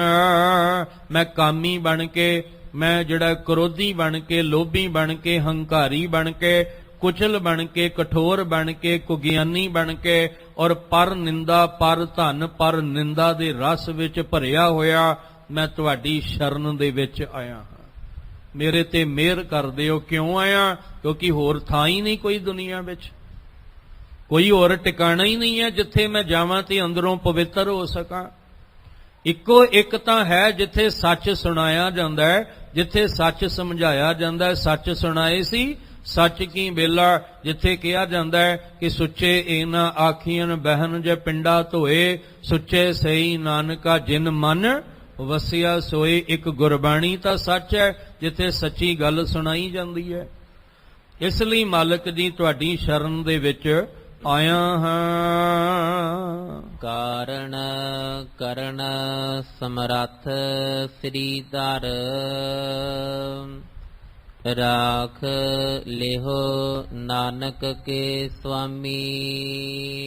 ਗੁਰੂ ਅਰਜਨ ਦੇਵ ਮਹਾਰਾਜ ਜੀ ਕਹਿੰਦੇ ਆ ਅਰਦਾਸ ਕਰੋ, ਔਰ ਇਹ ਦਿਲੋਂ ਅਰਦਾਸ ਮਨ ਦੇ ਤਲ ਤੇ ਹੋਣੀ ਚਾਹੀਦੀ ਹੈ, ਜ਼ੁਬਾਨ ਦੇ ਤਲ ਤੇ ਨਹੀਂ। ਅਰਦਾਸ ਕਰੋ ਕਿ ਕਾਰਨ ਕਰਨ ਸਮਰੱਥ ਸ਼੍ਰੀ ਧਰ। ਹੇ ਮਾਲਕ ਜੀ, ਤੁਸੀਂ ਕਾਰਨ ਪ੍ਰਭ ਏਕ ਹੈ ਦੂਸਰ ਨਹੀਂ ਕੋਈ। ਤੁਸੀਂ ਕਰ ਸਕਦੇ ਹੋ, ਤੁਹਾਡੇ ਵਿੱਚ ਆ ਕਰਨ ਦੀ ਸਮਰੱਥਾ ਹੈ ਕਿ ਤੁਸੀਂ ਮਹਾਰਾਜ ਜੀ ਮੈਨੂੰ ਕੁਚੀਲ ਨੂੰ ਪਾਕ ਪਵਿੱਤਰ ਕਰ ਸਕਦੇ ਹੋ, ਮੈਨੂੰ ਕੁਗਿਆਨੀ ਨੂੰ ਚੰਗਾ ਗਿਆਨੀ ਬ੍ਰਹਮ ਗਿਆਨੀ ਤੁਸੀਂ ਬਣਾ ਸਕਦੇ ਹੋ। ਮੇਰੇ ਅੰਦਰ ਜਿਹੜੀ ਕਠੋਰਤਾ ਹੈ ਉਹਦੇ ਵਿੱਚ ਤੁਸੀਂ ਦਇਆ ਧਰਮ ਵਾਲੇ ਗੁਣ ਭਰ ਸਕਦੇ ਹੋ। ਤੁਸੀਂ ਇੱਕ ਬਖਸ਼ਿਸ਼ ਕਰ ਸਕਦੇ ਹੋ ਕਿ ਮੈਨੂੰ ਮੇਰੇ ਪਾਪੀ ਦਾ ਉਧਾਰ ਕਰ ਸਕਦੇ ਹੋ, ਮੈਨੂੰ ਪਤਤ ਤੋਂ ਪੁਨੀਤ ਕਰ ਸਕਦੇ ਹੋ। ਇਹ ਤੁਹਾਡੇ ਵਿੱਚ ਕਰਨ ਕਾਰਨ ਦੀ ਸਮਰੱਥਾ ਹੈ। ਇਸ ਲਈ ਕਾਰਨ ਸਮਰੱਥ ਸ਼੍ਰੀ ਧਰ। ਸ਼੍ਰੀ ਕਹਿੰਦੇ ਮਾਇਆ, ਧਰ ਕਹਿੰਦੇ ਪਤੀ। ਇਹ ਸੰਸਾਰ ਦਾ ਮਾਲਕ, ਇਹ ਸੰਸਾਰ ਦੇ ਮਾਲਕ ਮਾਇਆ ਦੇ ਪਤੀ ਜੀ, ਤੁਹਾਡੇ ਅੱਗੇ ਅਰਦਾਸ ਹੈ। ਸਤਿਗੁਰ ਆਇਓ ਸ਼ਰਨ ਤੁਹਾਰੀ ਮਿਲੇ ਸੂਖ, ਨਾਮ ਹਰ ਸ਼ੋਭਾ ਚਿੰਤਾ ਲਾਹੇ। ਹਮਾਰੀ ਆ ਚਿੰਤਾ ਬਣੀ ਪਈ ਹੈ ਕਿ ਉਧਰੋਂ ਅੱਗੋਂ ਨੇੜਾ ਆ ਗਿਆ ਹੈ, ਪਿੱਛਾ ਦੂਰ ਰਹਿ ਗਿਆ ਹੈ। ਅੰਦਰ ਹਜੇ ਕਾਮ ਵਾਸ਼ਨਾ ਭਰੀ ਪਈ ਹੈ, ਅੰਦਰ ਹਜੇ ਮਨ ਕੁਚੀਲ ਹੋਇਆ ਪਿਆ, ਅੰਦਰ ਹਜੇ ਪਤਤ ਹੋਇਆ ਪਿਆ। ਤੇ ਇਹ ਨਾ ਹੋਵੇ ਕਿ ਆਖਰੀ ਸਾਹ ਨਿਕਲ ਜਾਏ ਤੇ ਮੈਂ ਅੰਦਰੋਂ ਕਾਮੀ ਕਰੋਧੀ ਲੋਭੀ ਹੰਕਾਰੀ ਬਣ ਕੇ ਜੀਵਨ ਗਵਾ ਦਿਆਂ, ਮੁੜ ਕੇ ਫਿਰ ਇਸੇ ਸੰਸਾਰ 'ਚ ਭਟਕਣਾ ਪਏਗਾ। ਇਸ ਲਈ ਕਾਰਨ ਸਮਰੱਥ ਸ਼੍ਰੀ ਧਰ, ਰਾਖ ਲਿਹੋ ਨਾਨਕ ਕੇ ਸੁਆਮੀ। ਗੁਰੂ ਅਰਜਨ ਦੇਵ ਮਹਾਰਾਜ ਕਹਿੰਦੇ ਅਰਦਾਸ ਕਰੋ ਕਿ ਮੇਰੇ ਸੁਆਮੀ ਜੀ, ਮੇਰੇ ਮਾਲਕ ਜੀ, ਮਾधो हम ऐसे तू ऐसा हम पापी, तुम पाप खंडन नीको ठाकुर देसा। ਮੇਰੇ ਮਾਲਕ ਜੀ ਤੁਹਾਡੀ ਸ਼ਰਨ 'ਚ ਆਇਆ, ਮੈਨੂੰ ਰੱਖ ਲਓ ਤੇ ਆਪਣੀ ਸ਼ਰਨ ਵਿੱਚ ਰੱਖ ਕੇ ਮੇਰੇ ਅੰਦਰੋਂ ਵਿਕਾਰਾਂ ਦੇ ਆ ਜਿਹੜੀ ਕੁਚੱਜੀ ਵਾਲਾ ਜੀਵਨ ਬਣਿਆ ਪਿਆ ਨਾ, ਇਹਨੂੰ ਮਲੀਨਤਾ ਨੂੰ ਅੰਦਰੋਂ ਕੱਢ ਕੇ ਸੁਚੱਜੀ ਵਾਲਾ ਜੀਵਨ ਜਿਹੜਾ ਮੇਰੇ ਅੰਦਰ ਬਣਾ ਦਿਓ, ਤਾਂ ਕਿ ਮੈਂ ਆਪਣੇ ਜਨਮ ਨੂੰ ਸਵਾਰ ਕੇ ਇਸ ਸੰਸਾਰ ਦੇ ਵਿੱਚੋਂ ਦੀ ਜਾਵਾਂ। ਅਰਦਾਸ ਕਰਿਆ ਕਰੀਏ। ਅਸੀਂ ਖੱਤੇ ਬਹੁਤ ਕਮਾਉਂਦੇ, ਅੰਤ ਨ ਪਾਰਾਵਾਰ। ਹਰ ਕਿਰਪਾ ਕਰਕੇ ਬਖਸ਼ ਲਿਓ ਹਾਂ ਪਾਪੀ, ਵੱਡ ਗੁਨਾਹਗਾਰ। ਹੇ ਗੋਬਿੰਦ, ਹੇ ਗੋਪਾਲ, ਹੇ ਦਇਆਲ ਲਾਲ। ਹੇ ਮਾਲਕ ਜੀਓ, ਸਾਡੇ ਤੇ ਮਿਹਰ ਕਰੋ, ਤੁਹਾਡੇ ਦਰ ਤੇ ਆਏ ਹਾਂ, ਸਾਡੀ ਰੱਖਿਆ ਕਰੋ ਤਾਂ ਕਿ ਇਹਨਾਂ ਵਿਕਾਰਾਂ ਤੋਂ ਬਚ ਕੇ ਅਸੀਂ ਆਪਣਾ ਜਨਮ ਲੇਖੇ ਵਿੱਚ ਲਾ ਸਕੀਏ। ਆਏ ਵੀ ਇਸੇ ਲਈ ਆ। ਇਹ ਜਨਮ ਤੁਮਾਰੇ ਲੇਖੇ, ਇਹੋ ਜਨਮ ਤੁਮਾਰੇ ਲੇਖੇ, ਇਹੋ ਜਨਮ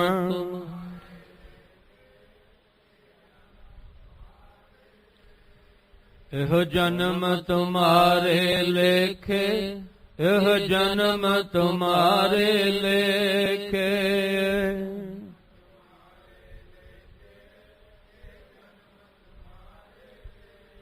बहुत जन्म बिछरे थे माधो, बहुत जन्म बिछरे थे माधो।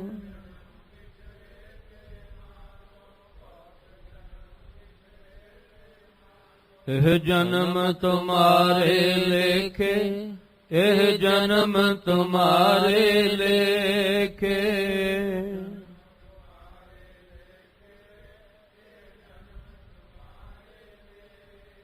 ਇਹ ਸਾਡੀ ਅਰਦਾਸ ਹੈ ਕਿ ਬਹੁਤ ਜਨਮ ਵਿਛਰੇ ਥੇ ਮਾਧੋ, ਇਹ ਜਨਮ ਤੁਮਾਰੇ ਲੇਖੈ। ਕਹਿ ਰਵਿਦਾਸ ਆਸ ਲਗ ਜੀਵੋਂ ਚਿਰ ਭਇਓ, ਦਰਸ਼ਨ ਦੇਖੇ। ਮਾਲਕ ਜੀ ਕੱਚੀ ਦੇਹ ਹੈ, ਮੋਹ ਵਿੱਚ ਫਸਿਆ ਹੋਇਆ, ਅੰਦਰ ਮਨ ਦੀ ਹਾਲਤ ਜਿਹੜੀ ਹੈ ਉਹ ਕਠੋਰ ਕੁਚੀਲ ਕੁਗਿਆਨੀ ਹੋਈ ਪਈ ਹੈ।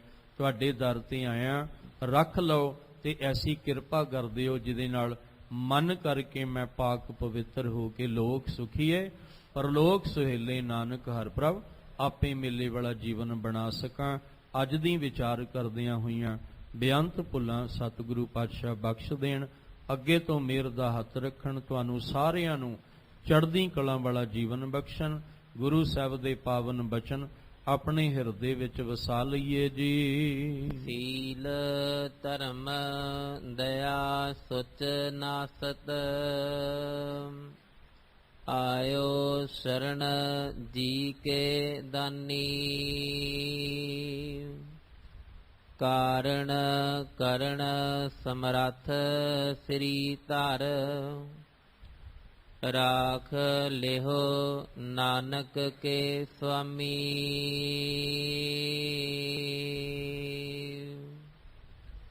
ਵਾਹਿਗੁਰੂ ਜੀ ਕਾ ਖਾਲਸਾ, ਵਾਹਿਗੁਰੂ ਜੀ ਕੀ ਫਤਿਹ।